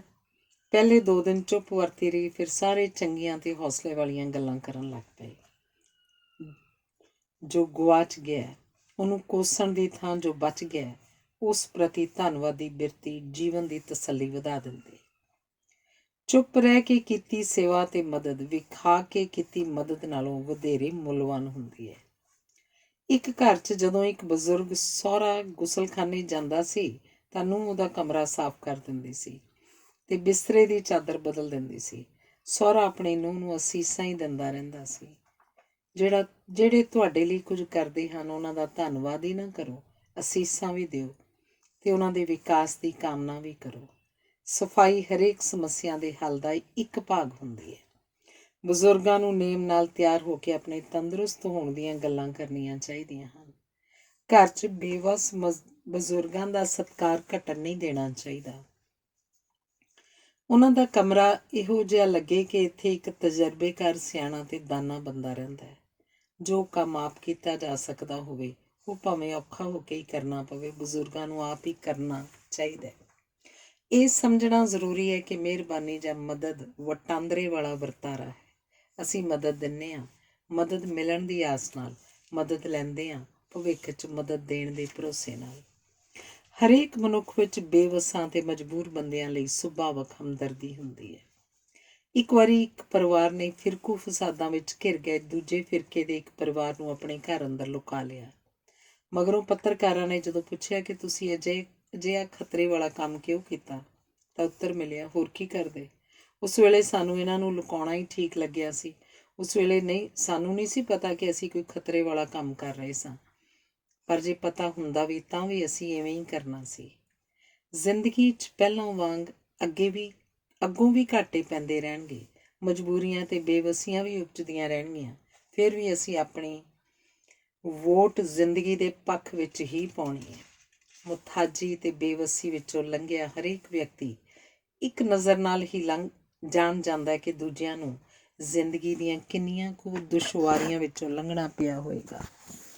ਜਿਹੜਾ ਆਪ ਮੁਥਾਜੀਆਂ ਤੇ ਬੇਵਸੀਆਂ ਵਿੱਚੋਂ ਲੰਘਿਆ ਹੋਵੇ ਉਹ ਜ਼ਰੂਰ ਸੋਚਦਾ ਹੈ ਕਿ ਜੇ ਕੋਈ ਆਪਣੇ ਘਰ ਦਾ ਰਾਹ ਭੁੱਲ ਜਾਵੇ ਤਾਂ ਮੈਂ ਉਸ ਲਈ ਖੁੱਲ੍ਹਾ ਬੂਹਾ ਬਣ ਜਾਵਾਂ। ਜੇ ਕਿਸੇ ਨੂੰ ਤੱਤੀ ਵਾਹ ਲੱਗਦੀ ਹੋਵੇ ਉਸ ਲਈ ਮੈਂ ਪੱਖੀ ਬਣ ਕੇ ਝੁੱਲ ਜਾਵਾਂ। ਜੇ ਕੋਈ ਪਿਆਸਾ ਹੋਵੇ ਉਸ ਲਈ ਮੈਂ ਛਬੀਲ ਹੋ ਜਾਵਾਂ ਤੇ ਜੇ ਕੋਈ ਬੇਵੱਸ ਹੋਵੇ ਉਸ ਦਾ ਮੈਂ ਸਾਥੀ ਬਣ ਜਾਵਾਂ। ਧੰਨਵਾਦ। ਅਗਲਾ ਲੇਖ ਹੈ ਇੱਕ ਵਾਰੀ। ਜੇ ਤਾਰੇ ਹਰ ਸਾਲ 'ਚ ਇੱਕ ਵਾਰੀ ਹੀ ਵਿਖਾਈ ਦੇਣੇ ਹੁੰਦੇ ਤਾਂ ਸੋਚੋ ਕਿਹੋ ਜਿਹਾ ਤਿਉਹਾਰ ਹੋਣਾ ਸੀ। ਇਹ ਸੰਸਾਰ ਦਾ ਸਭ ਤੋਂ ਵੱਡਾ ਤਿਉਹਾਰ ਹੋਣਾ ਸੀ। ਜੋ ਕੇਵਲ ਇੱਕ ਵਾਰੀ ਵਾਪਰਦਾ ਹੈ ਉਹ ਇੱਕ ਵਾਰੀ ਵਾਪਰਨ ਕਰਕੇ ਮਹੱਤਵਪੂਰਨ ਹੋ ਜਾਂਦਾ ਹੈ। ਇਸੇ ਆਧਾਰ 'ਤੇ ਜਨਮ ਦਿਨ, ਵਿਆਹ ਦੀ ਵਰ੍ਹੇਗੰਢ ਤੇ ਕਿਸੇ ਪੁਰਖੇ ਦੀ ਬਰਸੀ ਮਨਾਈ ਜਾਂਦੀ ਹੈ। ਜੋ ਇੱਕ ਵਾਰੀ ਵਾਪਰਦਾ ਹੈ ਉਸ ਨੂੰ ਘਟਨਾ ਕਹਿੰਦੇ ਹਨ। ਜੋ ਇੱਕੋ ਢੰਗ ਨਾਲ 2 ਨਾਲ ਵਾਪਰਦਾ ਹੈ ਉਹ ਸੰਯੋਗ ਜਾਂ ਸਬੱਬ ਅਖਵਾਉਂਦਾ ਹੈ। ਜੋ ਤੀਜੀ ਵਾਰ ਜਾਂ 3 ਵਾਰ ਵਾਪਰਦਾ ਹੈ ਉਹ ਉਦਾਹਰਨ ਬਣ ਜਾਂਦਾ ਹੈ। ਜਿਹੜੀ ਗੱਲ ਬਾਰ-ਬਾਰ ਕੀਤੀ ਜਾਂਦੀ ਹੈ ਜਾਂ ਵਾਪਰਦੀ ਹੈ ਉਸ ਨੂੰ ਰੀਤ ਕਹਿੰਦੇ ਹਨ। ਜਿਸ ਨੂੰ ਹਰ ਕੋਈ ਕਰਦਾ ਰਿਵਾਜ਼ ਅਖਵਾਉਂਦਾ ਹੈ, ਜਿਸ ਨੂੰ ਸਾਰਾ ਸਮਾਜ ਲੰਮਾ ਅਰਸਾ ਕਰਦਾ ਰਹਿੰਦਾ ਹੈ, ਉਸ ਨੂੰ ਪਰੰਪਰਾ ਕਹਿੰਦੇ ਹਨ। ਜਿਹੜੀਆਂ ਗੱਲਾਂ ਬਾਰ-ਬਾਰ ਕਰਨ ਜਾਂ ਵਾਪਰਨ ਨਾਲ ਸਾਡੇ ਅਵਚੇਤਨ 'ਚ ਬਹਿ ਜਾਂਦੀਆਂ ਹਨ, ਉਹਨਾਂ ਨੂੰ ਸੰਸਕਾਰ ਕਿਹਾ ਜਾਂਦਾ ਹੈ। ਕਿਸੇ ਨੂੰ ਕੋਈ ਕੀਮਤੀ ਚੀਜ਼ ਲੱਭ ਪੈਣੀ ਇੱਕ ਘਟਨਾ ਹੈ। ਇੱਕ ਪਰਿਵਾਰ ਦੇ 2 ਬੱਚਿਆਂ ਦਾ ਸਾਲਾਂ ਦੀ ਵਿੱਥ ਨਾਲ ਇੱਕੋ ਮਿਤੀ ਨੂੰ ਜਨਮ ਲੈਣਾ ਸੰਜੋਗ ਜਾਂ ਸਬੱਬ ਹੈ। 3 ਭੈਣਾਂ ਦਾ ਅੱਗੜ ਪਿੱਛੜ ਆਪਣੀ ਪ੍ਰੀਖਿਆ ਵਿੱਚੋਂ ਅੱਵਲ ਆਉਣਾ ਪਰਿਵਾਰ ਦੇ ਲਾਇਕ ਹੋਣ ਦੀ ਉਦਾਹਰਨ ਹੈ। ਵਿਆਹ ਰਾਹੀਂ ਧੀਆਂ ਦਾ ਪੇਕਾ ਘਰ ਤਿਆਗ ਕੇ ਸਹੁਰੇ ਘਰ ਜਾਣਾ ਰੀਤ ਹੈ। ਪੁੱਤਰ ਵੱਲੋਂ ਪਿਓ ਦੀ ਜਾਇਦਾਦ ਦਾ ਮਾਲਕ ਬਣਨਾ ਰਿਵਾਜ ਹੈ। ਮਹਾਂਪੁਰਸ਼ਾਂ ਦੇ ਗੁਰਪੁਰਬ ਮਨਾਉਣੇ ਪਰੰਪਰਾ ਹਨ। ਪੂਰਵਜਾਂ ਦੇ ਪਾਏ ਪੂਰਨਿਆਂ 'ਤੇ ਚੱਲਣਾ ਜਾਂ ਲੰਘ ਗਈਆਂ ਪੀੜ੍ਹੀਆਂ ਵਾਂਗ ਵਿਹਾਰ ਕਰਨਾ ਜਾਂ ਸੋਚਣਾ ਸੰਸਕਾਰ ਹੁੰਦੇ ਹਨ। ਸੰਸਾਰ 'ਚ ਕੋਈ ਕਿਸੇ ਹੋਰ ਵਰਗਾ ਨਹੀਂ ਹੁੰਦਾ। ਆਪਣੇ ਹੋਣ ਦਾ ਸਬੂਤ ਅਸੀਂ ਆਪ ਹੀ ਹਾਂ। ਅਸੀਂ ਸੰਸਾਰ 'ਚ ਆਏ ਵੀ ਇੱਕ ਵਾਰੀ ਹਾਂ ਅਤੇ ਅਸੀਂ ਜਾਣਾ ਵੀ ਇੱਕ ਵਾਰੀ ਹੈ। ਸਾਡੇ ਜੀਵਨ 'ਚ ਜੋ ਵਾਪਰਨਾ ਹੈ ਉਹ ਇੱਕ ਵਾਰੀ ਹੀ ਵਾਪਰਨਾ ਹੈ। ਭਾਵੇਂ ਕੋਈ ਘਟਨਾ ਅਨੇਕਾਂ ਵਾਰ ਵਾਪਰੇ, ਵਾਸਤਵ ਵਿੱਚ ਹਰ ਵਾਰ ਉਹ ਇੱਕ ਵੱਖਰੇ ਢੰਗ ਨਾਲ ਵਾਪਰਨ ਕਰਕੇ ਇੱਕ ਵਾਰੀ ਹੀ ਵਾਪਰਦੀ ਹੈ। ਧਰਤੀ ਬ੍ਰਹਿਮੰਡ ਵਿੱਚ ਜਿਸ ਪੰਧ ਤੋਂ ਇੱਕ ਵਾਰੀ ਲੰਘ ਜਾਏ, ਉਸ ਮਾਰਗ ਤੋਂ ਦੁਬਾਰਾ ਨਹੀਂ ਗੁਜ਼ਰਦੀ। ਸੰਸਾਰ ਦੀਆਂ ਕਈ ਘਟਨਾਵਾਂ ਇੱਕ ਵਾਰੀ ਵਾਪਰਦੀਆਂ ਹਨ ਅਤੇ ਵਿਸ਼ਵ ਵਰਤਾਰੇ ਦਾ ਭਾਗ ਬਣ ਜਾਂਦੀਆਂ ਹਨ। 19ਵੀਂ ਸਦੀ ਦੇ 9ਵੇਂ ਦਹਾਕੇ ਦੇ 6ਵੇਂ ਸਾਲ ਵਿੱਚ 1 ਮਈ ਨੂੰ ਸ਼ਿਕਾਗੋ 'ਚ 8 ਮਜ਼ਦੂਰ ਮਾਰੇ ਗਏ ਸਨ ਅਤੇ ਇਸ ਘਟਨਾ ਕਾਰਨ ਵਿਸ਼ਵ ਭਰ ਵਿੱਚ ਮਈ ਦਾ ਪਹਿਲਾ ਦਿਹਾੜਾ ਮਜ਼ਦੂਰ ਦਿਵਸ ਵਜੋਂ ਮਨਾਇਆ ਜਾਂਦਾ ਹੈ। ਪਹਿਲਾਂ ਮਜ਼ਦੂਰਾਂ ਦਾ ਝੰਡਾ ਚਿੱਟਾ ਹੋਇਆ ਕਰਦਾ ਸੀ। ਉਸ ਦਿਨ ਇੱਕ ਮਜ਼ਦੂਰ ਦੀ ਮਾਂ ਨੇ ਮਜ਼ਦੂਰਾਂ ਦੇ ਡੁੱਲੇ ਖੂਨ ਦੀ ਛੱਪੜੀ ਵਿੱਚ ਚਿੱਟੇ ਝੰਡੇ ਨੂੰ ਡੁਬੋ ਕੇ ਲਾਲ ਕਰ ਦਿੱਤਾ ਸੀ ਅਤੇ ਇਹ ਝੰਡਾ ਹਮੇਸ਼ਾ ਵਾਸਤੇ ਲਾਲ ਹੋ ਗਿਆ ਸੀ। ਇੱਕ ਵਾਰੀ ਯੂਨਾਨ ਦੇ ਏਥਨ ਵਾਸੀ ਫੇਈਦੀਪੀਦਿਆਸ ਨੇ ਮੈਰਾਥਨ ਦੇ ਮੈਦਾਨ 'ਚ ਹਾਰ ਰਹੀਆਂ ਯੂਨਾਨੀ ਫੌਜਾਂ ਦੀ ਪਰਸ਼ੀਅਨ ਫੌਜਾਂ ਉੱਤੇ ਅਚਾਨਕ ਹੋਈ ਜਿੱਤ ਦਾ ਸਮਾਚਾਰ ਏਥਨ ਵਾਸੀਆਂ ਨੂੰ ਦੱਸਣ ਲਈ 42 ਕਿਲੋਮੀਟਰ ਦਾ ਪਹਾੜੀ ਰਸਤਾ ਦੌੜ ਕੇ ਤੈਅ ਕੀਤਾ ਸੀ ਅਤੇ ਜਿੱਤ ਦਾ ਸਮਾਚਾਰ ਦਿੰਦਿਆਂ ਹੀ ਥਕਾਵਟ ਨੇ ਉਹਦੀ ਜਾਨ ਲੈ ਲਈ ਸੀ। ਏਥਨ ਵਾਸੀਆਂ ਨੇ ਉਸ ਦੀ ਯਾਦ ਵਿੱਚ ਓਲੰਪਿਕ ਖੇਡਾਂ ਵਿੱਚ 42 ਕਿਲੋਮੀਟਰ ਦੀ ਮੈਰਾਥਨ ਦੌੜ ਸ਼ਾਮਲ ਕਰਕੇ ਉਹਦੀ ਯਾਦ ਨੂੰ ਸਦੀਵੀ ਬਣਾ ਦਿੱਤਾ ਸੀ।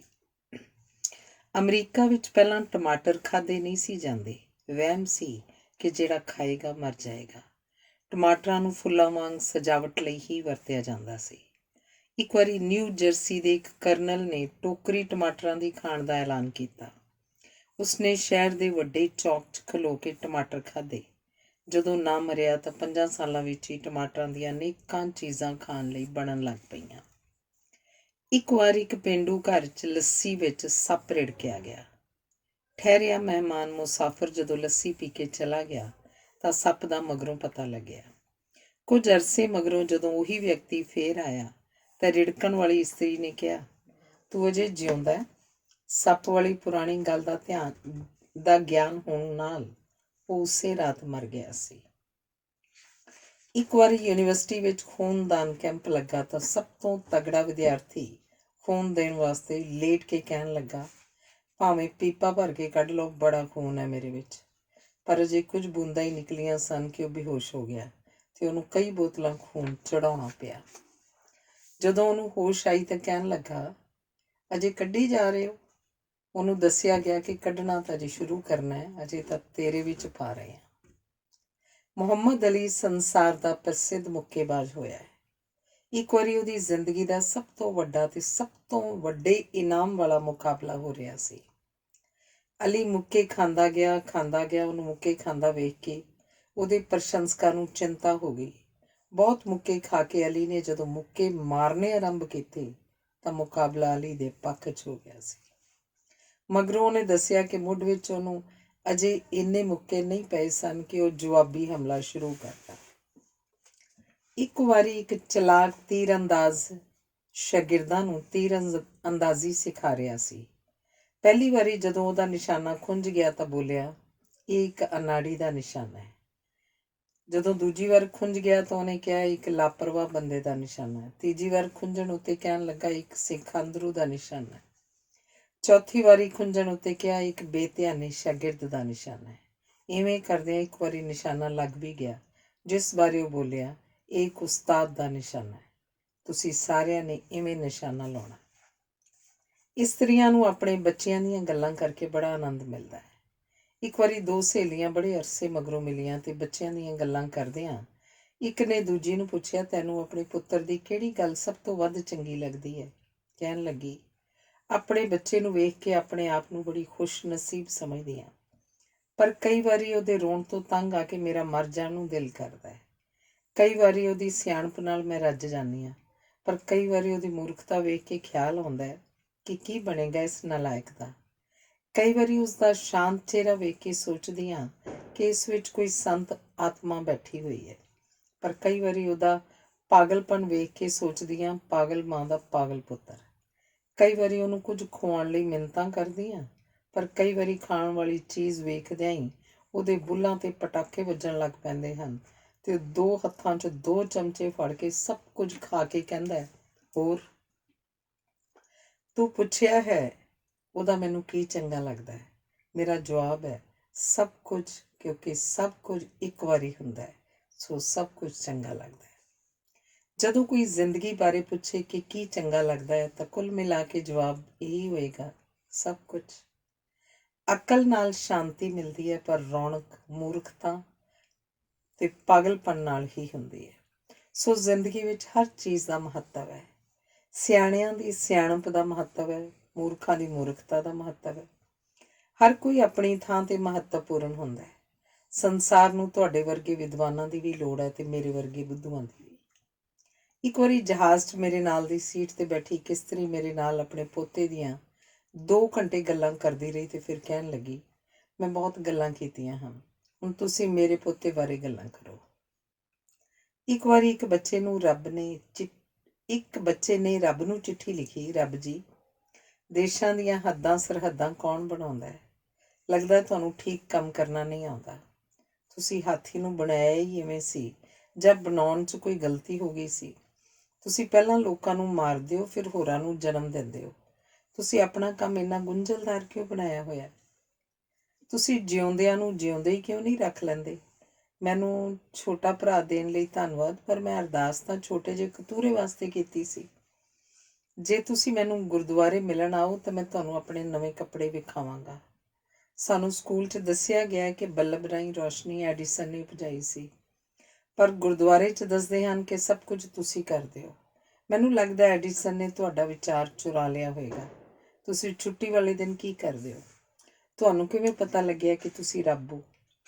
ਕਿਸੇ ਨੇ ਤੁਹਾਨੂੰ ਦੱਸਿਆ ਸੀ ਜਾਂ ਤੁਹਾਨੂੰ ਆਪੇ ਪਤਾ ਲੱਗ ਗਿਆ? ਤੁਸੀਂ ਕਿਸੇ ਨੂੰ ਦੱਸਦੇ ਨਹੀਂ, ਤੁਸੀਂ ਡਰਦੇ ਹੋ ਕਿ ਇਹ ਤੁਹਾਡੀ ਚਲਾਕੀ ਹੈ। ਹੁਣ ਕੁਝ ਦੇਣ ਵੇਲੇ ਗਲਤੀ ਨਾ ਕਰਨਾ। ਹੁਣ ਮੈਨੂੰ ਭਰਾ ਨਾ ਦੇਣਾ, ਇੱਕ ਕਤੂਰਾ ਹੀ ਦੇਣਾ। ਇੱਕ ਵਾਰੀ ਮੇਰੇ ਜਮਾਤੀ ਤੇ ਮਿੱਤਰ ਦੇ ਪਿਤਾ ਨੇ ਆਪਣੇ ਪੁੱਤਰ ਦੀ ਪ੍ਰੀਖਿਆ 'ਚ ਸਫਲਤਾ ਵਾਸਤੇ ਅਖੰਡ ਪਾਠ ਰਖਵਾਇਆ ਸੀ। ਮੇਰੇ ਮਿੱਤਰ ਦਾ ਨਾਂ ਵੀ ਮੇਰੇ ਵਾਲਾ ਸੀ। ਭੋਗ ਵੇਲੇ ਅਰਦਾਸ ਉਪਰੰਤ ਮੈਂ ਵੀ ਆਪਣੇ ਮਿੱਤਰ ਦੇ ਨਾਲ ਖਲੋਤਾ ਸਾਂ।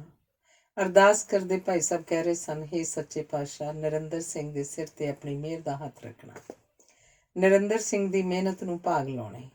ਇਸ ਪੜਾਅ 'ਤੇ ਅਰਦਾਸ ਵਿੱਚ ਹੀ ਮੇਰੇ ਮਿੱਤਰ ਦੇ ਪਿਤਾ ਬਲਦੇਵ ਸਿੰਘ ਨੇ ਅੱਗੇ ਹੋ ਕੇ ਭਾਈ ਸਾਹਿਬ ਨੂੰ ਕਿਹਾ, ਕੇਵਲ ਨਰਿੰਦਰ ਸਿੰਘ ਦੀ ਨਹੀਂ, ਨਰਿੰਦਰ ਸਿੰਘ ਪੁੱਤਰ ਬਲਦੇਵ ਸਿੰਘ ਦੀ ਅਰਦਾਸ ਕਰੋ। ਇੱਕ ਵਾਰੀ ਮੇਰੀ ਇੱਕ ਵਿਦਿਆਰਥਣ ਇਸ ਗੱਲ ਤੋਂ ਪਰੇਸ਼ਾਨ ਸੀ ਕਿ ਉਸਦੇ ਪਿਤਾ ਉਹਦੀ ਪੜ੍ਹਾਈ ਦੇ ਵਿਰੁੱਧ ਸਨ, ਜਦੋਂ ਕਿ ਬਹੁਤ ਪੜ੍ਹਾਈ ਕਰਨੀ ਚਾਹੁੰਦੀ ਸੀ। ਵਿਉਂਤੇ ਹੀ ਬਣਾਈ ਗਈ ਕਿ ਉਹ ਪ੍ਰੀਖਿਆ 'ਚ ਨੰਬਰ ਹੀ ਇੰਨੇ ਲੈ ਲਵੇ ਕਿ ਅਗਲੇਰੀ ਪੜ੍ਹਾਈ ਲਈ ਪਿਤਾ ਵਿਰੋਧ ਨਾ ਕਰ ਸਕੇ। ਲੜਕੀ ਹੁਸ਼ਿਆਰ ਤੇ ਲਾਇਕ ਸੀ। ਉਹਨੇ ਪ੍ਰੀਖਿਆ 'ਚ ਅੱਵਲ ਆਉਣ ਉੱਤੇ ਅਖਬਾਰ ਵਿੱਚ ਫੋਟੋ ਛਪਵਾਉਣ ਲਈ ਜਦੋਂ ਉਹਨੂੰ ਫੋਟੋ ਲਿਆਉਣ ਲਈ ਕਿਹਾ ਗਿਆ ਤਾਂ ਫੋਟੋ ਪਿਤਾ ਜੀ ਲੈ ਕੇ ਆਏ ਤੇ ਕਹਿਣ ਲੱਗੇ, ਫੋਟੋ ਥੱਲੇ ਮੇਰੀ ਬੇਟੀ ਦੇ ਨਾਂ ਨਾਲ ਮੇਰਾ ਨਾਂ ਵੀ ਛਪਣਾ ਚਾਹੀਦਾ ਹੈ, ਕਿਉਂਕਿ ਮੈਂ ਇਹਨੂੰ ਦਿਨ ਰਾਤ ਮਿਹਨਤ ਕਰਵਾਈ ਹੈ। ਇਸ ਨੇ ਪਰਿਵਾਰ ਦਾ ਨਾਂ ਰੌਸ਼ਨ ਕੀਤਾ ਹੈ।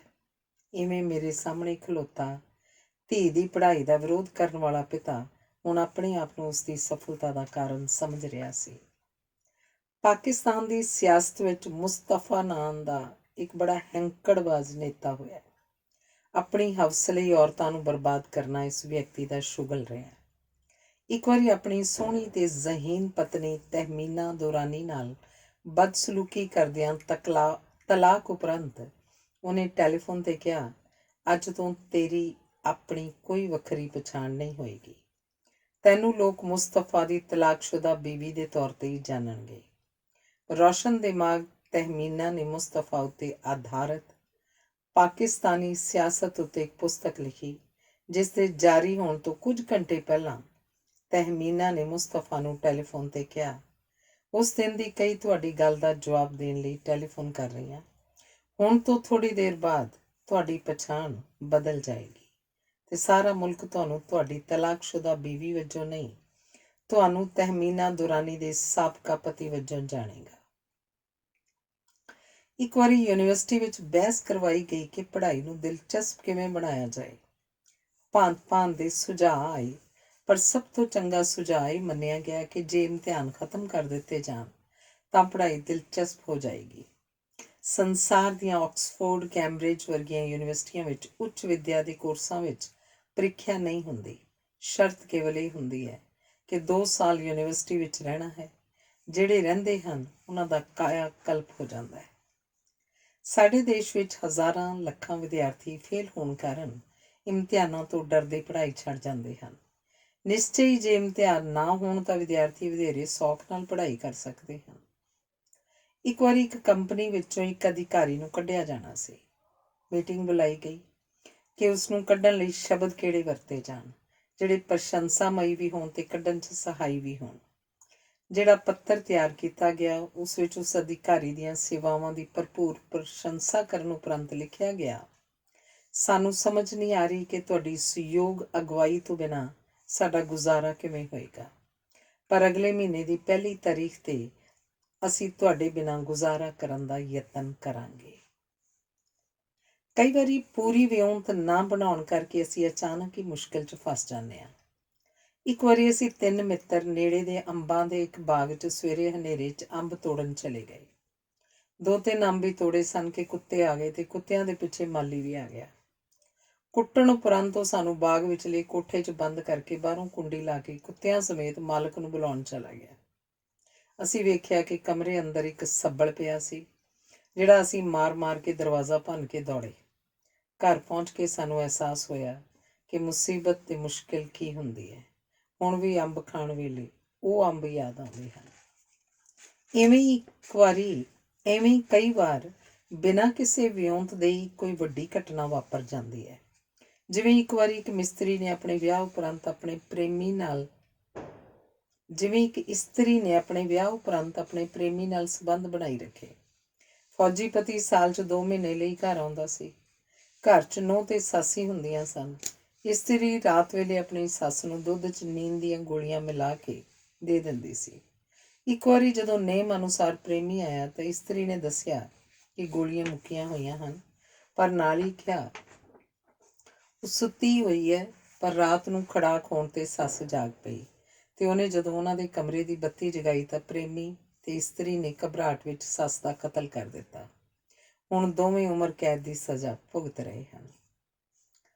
ਹੋਤੀ ਮਰਦਾਨ ਸੰਤ ਸੁਭਾਅ ਵਾਲੇ ਇੱਕ ਸ਼ਰਧਾਵਾਨ ਫੌਜੀ ਦਾ ਨਾਂ ਸੀ, ਜਿਹੜਾ ਰਾਤ ਨੂੰ ਇਬਾਦਤ ਵਿੱਚ ਲੀਨ ਹੋ ਜਾਂਦਾ ਸੀ। ਇੱਕ ਵਾਰੀ ਕਰਨਲ ਨੇ ਖਤਰੇ ਵਾਲੀ ਇੱਕ ਰਾਤ ਨੂੰ ਕਿਲੇ ਦੇ ਦੁਆਰ ਤੇ ਉਹਨੂੰ ਪਹਿਰੇ ਤੇ ਲਾਇਆ, ਪਰ ਆਦਤ ਅਤੇ ਨੇਮ ਵਾਂਗ ਹੋਤੀ ਰਾਤ ਪੈਂਦਿਆਂ ਹੀ ਇਬਾਦਤ ਵਿੱਚ ਝੁਕ ਗਿਆ ਤੇ ਇੰਨਾ ਡੂੰਘਾ ਉਤਰ ਗਿਆ ਕਿ ਸਵੇਰੇ ਪੰਛੀਆਂ ਦੀ ਆਵਾਜ਼ ਨਾਲ ਉਹਨੇ ਸੁਰਤ ਸੰਭਾਲੀ ਤੇ ਡਿਊਟੀ ਪ੍ਰਤੀ ਅਣਗਹਿਲੀ ਵਿਖਾਉਣ ਦੇ ਪੱਖੋਂ ਆਪਣਾ ਪਛਤਾਵਾ ਪ੍ਰਗਟਾਉਣ ਲਈ ਜਦੋਂ ਕਰਨਲ ਸਾਹਮਣੇ ਪੇਸ਼ ਹੋਇਆ ਤਾਂ ਕਰਨਲ ਨੇ ਕਿਹਾ, ਸ਼ਾਬਾਸ਼, ਜਿਵੇਂ ਤੂੰ ਡਿਊਟੀ ਦਿੱਤੀ ਹੈ ਉਵੇਂ ਕਿਸੇ ਨੇ ਨਹੀਂ ਦਿੱਤੀ। ਮੈਂ 4 ਵਾਰੀ ਗਿਆ, ਤੂੰ 4 ਵਾਰੀ ਖੜਾ ਸੀ। ਸੁਣ ਕੇ ਹੋਤੀ ਨੇ ਕਿਹਾ, ਮੈਂ ਅਸਤੀਫਾ ਦੇਣ ਆਇਆ। ਹੁਣ ਮੈਂ ਉਸ ਖੁਦਾ ਦੀ ਡਿਊਟੀ ਦੇਵਾਂਗਾ ਜਿਹਨੇ ਰਾਤ ਵੇਲੇ ਮੇਰੀ ਡਿਊਟੀ ਦਿੱਤੀ ਸੀ। ਰਾਤ ਵੇਲੇ ਮੈਂ ਖੁਦਾ ਦੇ ਕੋਲ ਸਾਂ, ਪਰ ਮੇਰਾ ਖੁਦਾ ਮੇਰੀ ਜਗ੍ਹਾ ਡਿਊਟੀ ਦਿੰਦਾ ਰਿਹਾ ਹੋਏਗਾ। ਕਈ ਵਾਰੀ ਬੜੇ ਅਜੀਬ ਸਬੱਬ ਵਾਪਰਦੇ ਹਨ। ਇੱਕ ਪੜ੍ਹੀ ਲਿਖੀ ਲੜਕੀ ਦਾ ਇੱਕ ਵਿਗੜੇ ਹੋਏ ਅਮੀਰਜ਼ਾਦੇ ਨਾਲ ਵਿਆਹ ਹੋ ਰਿਹਾ ਸੀ। ਲਾਵਾਂ ਹੋ ਰਹੀਆਂ ਸਨ, 3 ਲਾਵਾਂ ਹੋ ਚੁੱਕੀਆਂ ਸਨ। ਜਦੋਂ ਚੌਥੀ ਲਾਮ ਲੈਣ ਵਾਸਤੇ ਲਾੜਾ ਉੱਠਿਆ ਤਾਂ ਉਹਦੀ ਜੇਬ ਵਿੱਚੋਂ ਨਸ਼ੇ ਵਾਲੀਆਂ ਗੋਲੀਆਂ ਦਾ ਪੱਤਾ ਡਿੱਗ ਪਿਆ, ਜਿਹੜਾ ਲੜਕੀ ਨੇ ਚੁੱਕ ਕੇ ਪਿੱਛੇ ਬੈਠੀ ਆਪਣੀ ਮਾਂ ਨੂੰ ਫੜਾ ਦਿੱਤਾ ਤੇ ਚੌਥੀ ਲਾਮ ਲੈਣ ਤੋਂ ਇਨਕਾਰ ਕਰ ਦਿੱਤਾ। ਲੜਕੇ ਨੇ ਬੜੀਆਂ ਮਿੰਨਤਾਂ ਕੀਤੀਆਂ, ਝੂਠ ਬੋਲਿਆ, ਧਮਕੀਆਂ ਦਿੱਤੀਆਂ, ਪਰ ਲੜਕੀ ਡਟੀ ਰਹੀ। ਮਾਂ ਨੇ ਇੰਨਾ ਹੀ ਕਿਹਾ, ਜਾ ਕੋ ਰਾਖੇ ਸਾਈਆਂ, ਮਾਰ ਸਕੇ ਨਾ ਕੋਈ। ਰੂਸ ਦੇ ਇਤਿਹਾਸ ਵਿੱਚ ਰੂਸ ਦੀ ਠੰਡ ਨੇ ਰੂਸ ਦੀਆਂ ਕਈ ਹਾਰਾਂ ਨੂੰ ਜਿੱਤਾਂ 'ਚ ਬਦਲਿਆ। 19ਵੀਂ ਸਦੀ ਦੇ 12ਵੇਂ ਸਾਲ ਦੀ ਜੂਨ ਵਿੱਚ ਨੈਪੋਲੀਅਨ ਨੇ ਰੂਸ ਉੱਤੇ ਹਮਲਾ ਕੀਤਾ। ਰੂਸੀ ਫੌਜਾਂ ਪਿੱਛੇ ਹਟ ਗਈਆਂ। ਨੈਪੋਲੀਅਨ ਅੱਗੇ ਵਧਿਆ। ਸਤੰਬਰ ਵਿੱਚ ਰੂਸੀ ਫੌਜਾਂ ਹੋਰ ਪਿੱਛੇ ਹਟ ਗਈਆਂ। ਨੈਪੋਲੀਅਨ ਜਿੱਤ ਦੇ ਲਾਲਚ ਰੂਸ ਦੇ ਹੋਰ ਅੰਦਰ ਚਲਾ ਗਿਆ। ਰੂਸ ਦੀ ਠੰਡ ਅਤੇ ਬਰਫਾਨੀ ਹਨੇਰੀਆਂ ਨੇ ਨੈਪੋਲੀਅਨ ਦੇ 6 ਲੱਖ ਵਿੱਚੋਂ 5 ਲੱਖ ਫੌਜੀ ਮਾਰ ਦਿੱਤੇ। ਦੂਜੇ ਵਿਸ਼ਵ ਯੁੱਧ ਵਿੱਚ ਵੀ ਹਿਟਲਰ ਨੂੰ ਹਰਾਉਣ ਵਿੱਚ ਰੂਸ ਦੀ ਫੌਜ ਨਾਲੋਂ ਵੀ ਵੱਡਾ ਯੋਗਦਾਨ ਰੂਸ ਦੀ ਠੰਡ ਦਾ ਰਿਹਾ। ਇੱਕ ਵਾਰੀ ਇੰਗਲੈਂਡ ਦਾ ਇੱਕ ਰਾਜਕੁਮਾਰ ਜਦੋਂ ਉੱਤਰ ਪ੍ਰਦੇਸ਼ ਦੀ ਰਾਜਧਾਨੀ ਇਲਾਹਾਬਾਦ 'ਚ ਆਇਆ ਤਾਂ ਉਹਦਾ ਸਵਾਗਤ ਕਰਨ ਦੀ ਥਾਂ ਸ਼ਹਿਰ ਵਿੱਚ ਹੜਤਾਲ ਕੀਤੀ ਗਈ। ਰਾਜਕੁਮਾਰ ਨੇ ਇੰਨਾ ਹੀ ਕਿਹਾ ਸੀ ਕਿ ਇਹ ਸ਼ਹਿਰ ਰਾਜਧਾਨੀ ਰਹਿਣ ਦੇ ਯੋਗ ਨਹੀਂ ਹੈ। ਉਸਦੇ ਵਾਪਸ ਜਾਣ ਤੋਂ ਪਹਿਲਾਂ ਹੀ ਉੱਤਰ ਪ੍ਰਦੇਸ਼ ਦੀ ਰਾਜਧਾਨੀ ਇਲਾਹਾਬਾਦ ਤੋਂ ਬਦਲ ਕੇ ਲਖਨਊ ਬਣਾ ਦਿੱਤੀ ਗਈ ਸੀ। ਇੱਕ ਵਾਰੀ ਮੇਰੇ ਘਰ ਇੰਗਲੈਂਡ ਤੋਂ ਆਈਆਂ 2 ਮੇਮਾਂ ਠਹਿਰੀਆਂ ਹੋਈਆਂ ਸਨ। ਇੰਗਲੈਂਡ ਦੀ ਜਿਸ ਲਾਇਬ੍ਰੇਰੀ ਵਿੱਚ ਉਹ ਕੰਮ ਕਰਦੀਆਂ ਸਨ, ਉੱਥੇ ਮੇਰੇ ਕਈ ਦਿਨ ਜਾਣ ਨਾਲ ਉਹਨਾਂ ਨਾਲ ਜਾਣ ਪਛਾਣ ਹੋਣ ਕਰਕੇ ਮੈਂ ਉਹਨਾਂ ਨੂੰ ਭਾਰਤ ਆਉਣ ਦਾ ਸੱਦਾ ਦੇ ਕੇ ਆਇਆ ਸਾਂ। ਮੇਮਾਂ ਦੇ ਮੇਰੇ ਕੋਲ ਠਹਿਰਨ ਦੇ ਦਿਨਾਂ ਵਿੱਚ ਮੇਰੇ ਗੁਆਂਢ 'ਚ ਇੱਕ ਵਿਆਹ ਹੋਇਆ। ਬਰਾਤ ਪਿੰਡ ਜਾਣੀ ਸੀ। ਮੇਮਾਂ ਨੂੰ ਪੰਜਾਬੀ ਵਿਆਹ ਵਿਖਾਉਣ ਦੇ ਉਦੇਸ਼ ਨਾਲ ਮੈਂ ਉਹਨਾਂ ਨੂੰ ਬਰਾਤ ਨਾਲ ਲੈ ਗਿਆ। ਪਿੰਡ ਪਹੁੰਚ ਕੇ ਹੋਰਾਂ ਨਾਲ ਉਹ ਮੇਮਾਂ ਵੀ ਖੁੱਲ੍ਹ ਕੇ ਨੱਚੀਆਂ। ਕੁਝ ਦਿਨ ਰਹਿ ਕੇ ਉਹ ਚਲੀਆਂ ਗਈਆਂ। ਲਗਭਗ 1 ਮਹੀਨੇ ਮਗਰੋਂ ਪਿੰਡ ਦੇ ਕੁਝ ਹੋਰ ਲੋਕ ਮੇਰੇ ਘਰ ਆਏ ਤੇ ਵਿਆਹ ਦਾ ਕਾਰਡ ਦੇ ਕੇ ਸੰਗਦੇ ਕਹਿਣ ਲੱਗੇ, ਜੀ ਇੱਕ ਬੇਨਤੀ ਹੈ, ਉਹਨਾਂ ਮੇਮਾਂ ਨੂੰ ਨਾਲ ਜ਼ਰੂਰ ਲੈ ਕੇ ਆਇਓ। ਧਾਰਮਿਕ ਸਥਾਨਾਂ ਦੇ ਪੱਥਰਾਂ ਨੂੰ ਵੇਖ ਕੇ ਸੋਚਦਾ ਹਾਂ ਕਿ ਕੋਈ ਸੇਵਾ ਇੱਕ ਵਾਰੀ ਕਰਾਉਂਦਾ ਹੈ, ਪਰ ਪੱਥਰਾਂ 'ਤੇ ਉਹ ਕਰਵਾ ਕੇ ਦਹਾਕਿਆਂ ਤੱਕ ਦੱਸਦਾ ਰਹਿੰਦਾ ਹੈ।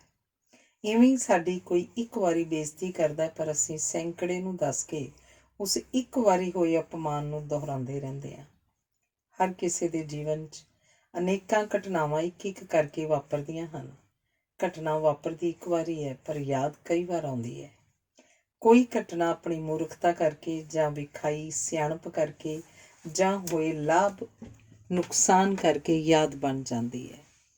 ਕੋਈ ਘਟਨਾ ਸਾਨੂੰ ਨਾ ਭੁੱਲਣ ਵਾਲਾ ਸਬਕ ਸਿਖਾ ਜਾਂਦੀ ਹੈ ਅਤੇ ਕੋਈ ਘਟਨਾ ਜਦੋਂ ਵੀ ਯਾਦ ਆਉਂਦੀ ਹੈ, ਪਹਿਲੇ ਪਿਆਰ, ਪਹਿਲੀ ਗਲਵੱਕੜੀ, ਪਹਿਲੇ ਚੁੰਮਣ ਦੀ ਯਾਦ ਵਰਗਾ ਇੱਕ ਹਿਲੋਰਾ ਦੇ ਜਾਂਦੀ ਹੈ। ਧੰਨਵਾਦ।